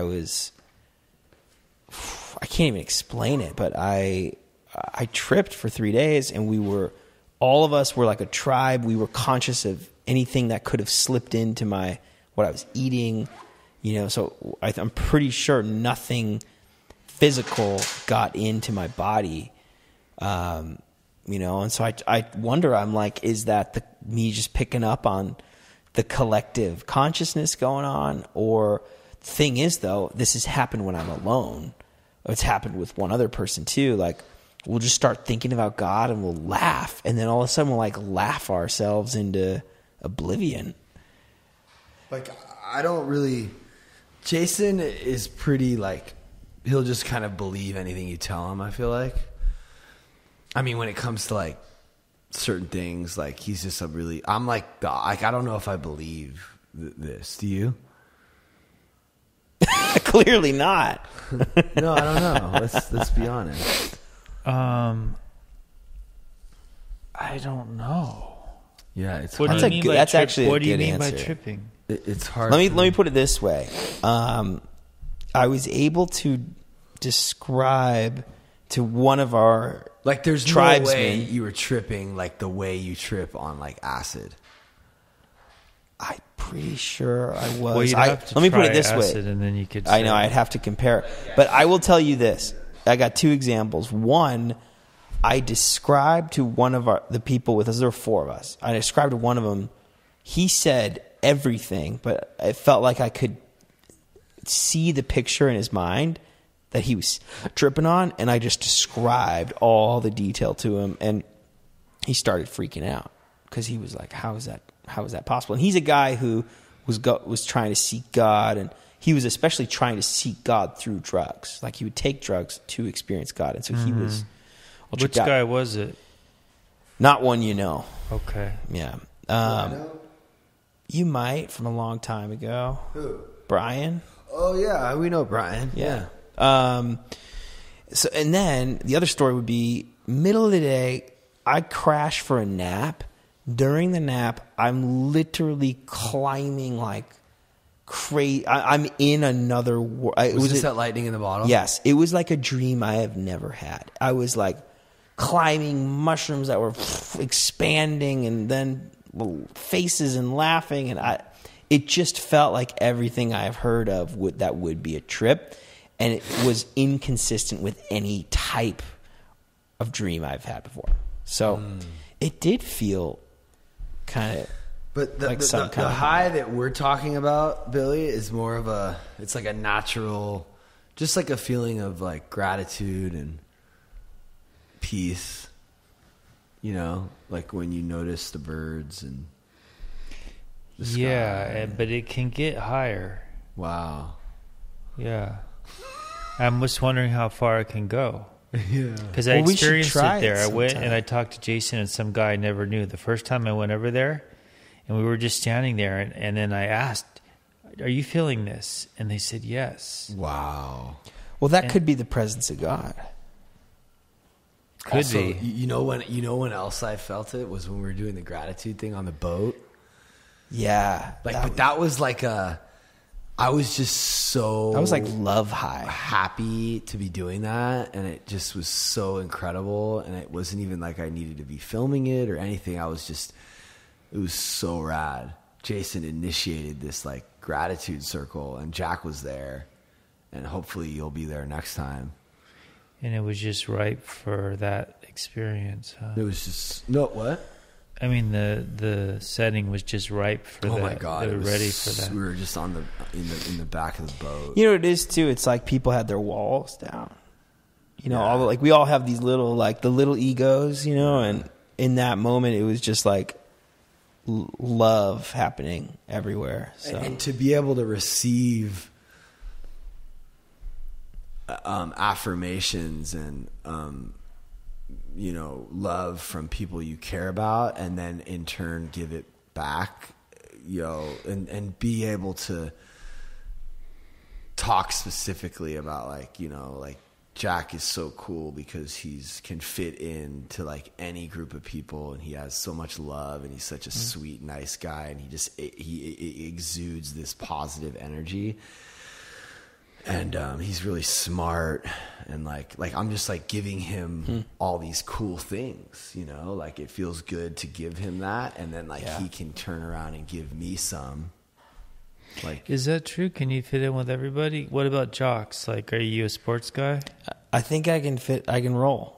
Yeah, I don't look like it, but I'm kind of athletic. This fool got on a wakeboard. No, I mean sports. Like, you like football, or you like watching sport, like that kind of stuff. And I mean, I feel like I can relate with anyone. Yeah, he can. But will you hit Billy real quick? I wonder if you're the ultimate. Yeah, with just some affirmations. Yeah. Can it be that extraterrestrial it doesn't affirmations? work Let's do a little bit of both. Okay. But I was telling you earlier, Billy, just, you know, I kind of came into the meeting tonight in pain. And I felt like you have a way of speaking to the group and to people, and that really like brings an assurance and a calming, and I feel like you just have this gift to be able to, like, I don't know, bring people back to center. And so it was cool listening to your wisdom tonight. And I really just, you know, I learned a lot from you in a way. So, like what? Well, I don't even really remember what was being said. Isn't that what's crazy about that's Billy? The weird thing. It's just hearing just how when he starts to talk, you're like, oh man, like he's really believes what he's saying. Yeah. There's like something about your demeanor that's just kind of... He's not trying to like convince anyone of anything. Yeah. You know what I mean? Which is the most convincing thing. I wish there was a better way to put it, but it's almost like you're so let go or surrendered that it allows people around you to kind of like not try anymore. And it's funny because not trying is the whole learning to lose, and learning to lose is the whole finding God kind of thing, right? Where as you surrender in humility and weakness and just saying, I'm going to be grateful for this moment. Yeah. You have some peace, some inner freedom. Trying. That is it. Yeah. When you stop trying, it's there already. I had someone do a painting for me, and I told him to write "give up" on it, because give up has such a negative connotation to it, but it's actually like the raddest thing you can do. I always love that shit. That is so good. I love things that are like that's an underdog statement. And I want it to I want to shed some light on the cool parts of giving up. Yeah. So Billy, you got some gifts, man. Okay. How do you do receiving compliments? Well, thanks. Yeah, I don't know if it's bullshit or not, but I appreciate it. I love that. I mean, could you be more specific? I don't know what you're talking about. I mean, not from tonight. Okay. But thank you. Yeah. You as well. Well, but what about the extra?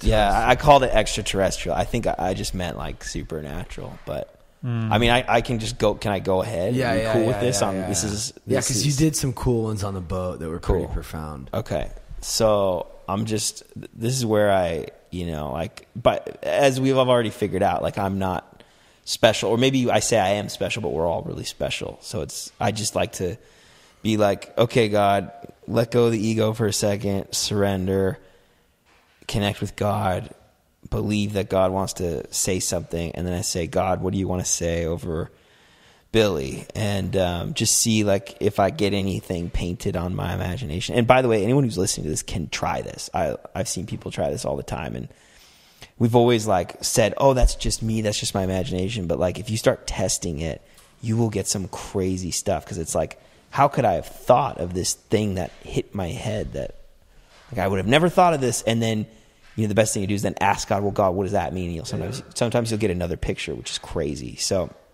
I'm just going to do it right now. God, do you want to say anything over Billy while we're still on this podcast? I just saw I haven't seen like a God make this expression before, but I saw like a kind of like that was it early 90s like cool expression. And I know this sounds really funny, but I feel like, yeah, God says like specifically to you, this isn't something for everyone listening, but like he just says like, oh, Billy, he's cool. Like to me, he's really cool. Which would actually make a lot of sense with kind of what we were just saying, because we were talking about how different you are and how you approach life. And it is kind of a surrendered thing. I think God just finds that really cool. Interesting. Any comments before I hit the next one? I mean, I am surrendered because I'm just beat down. I don't feel like I have the power. But in not having the power, I've gotten to this place that's better than I've ever been. Yeah. Would you describe yourself at any point in your journey as like brokenhearted? Oh yeah, for sure. I live with a broken heart, and especially recently. But yeah, the reason I'm trying to like connect the word, right? What would God value as cool? I know that there's this like psalm that says like God is near to the brokenhearted. Like those are the people that He's really close to. So it kind of makes sense that you would be like, it's kind of, I don't know, I do think of you as close to God regardless of what you might say your views are of God. But yeah. All right, I'm going to just give one more shot. So God, anything else you want to say over Billy while we're still on this podcast?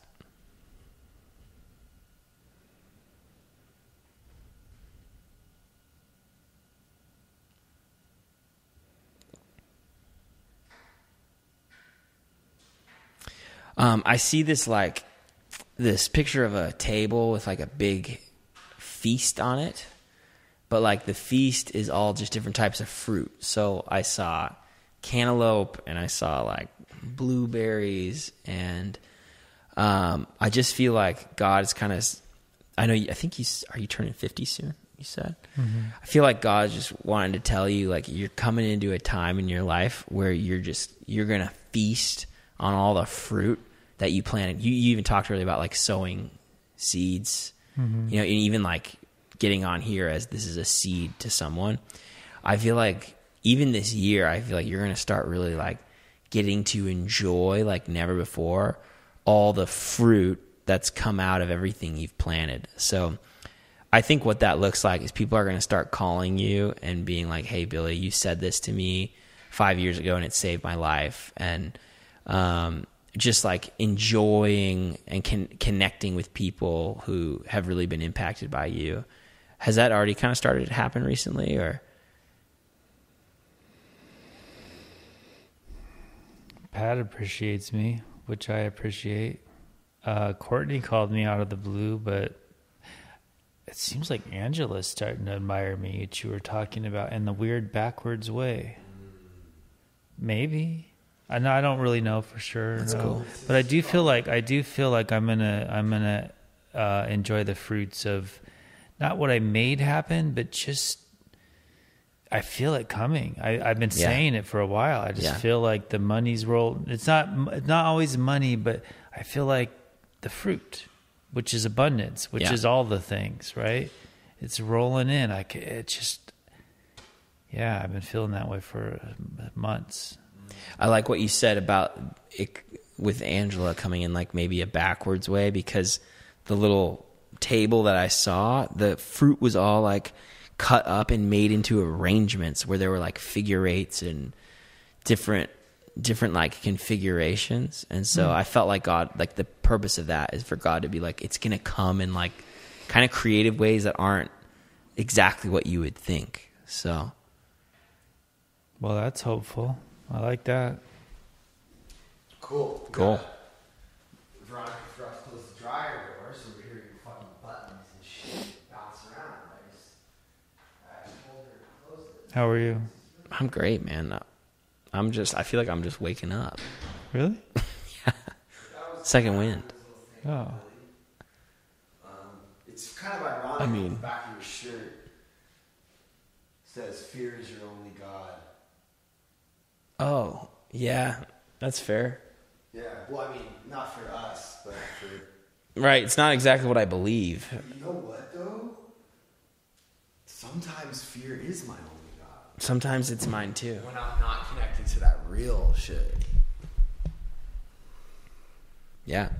Fear is just my life can be consumed by paralyzing fear. Yeah. Just like that. It just came in real quick, thinking about having to work out tomorrow. I can relate. What's wrong with working out tomorrow? I don't know. I just doesn't sound fun. I got to work out tonight and write and read. Yeah, so we're gonna wrap it up. But I think that I don't know if you can. Next Monday, maybe we can just continue this. I'd love to do a part 2 with Jack. Let's do it. And just go more into like... I want to go to that place. I wonder if it can transmit through this podcast. Yeah. The conversating we could God probably into... get there. Yeah, I think we should just try to like do a tentative, like, we're all going to be here on Monday. Sounds good. Afterwards, we'll try to go even further. Yeah. You know? Let's do it. All right. Thanks, guys. Good night.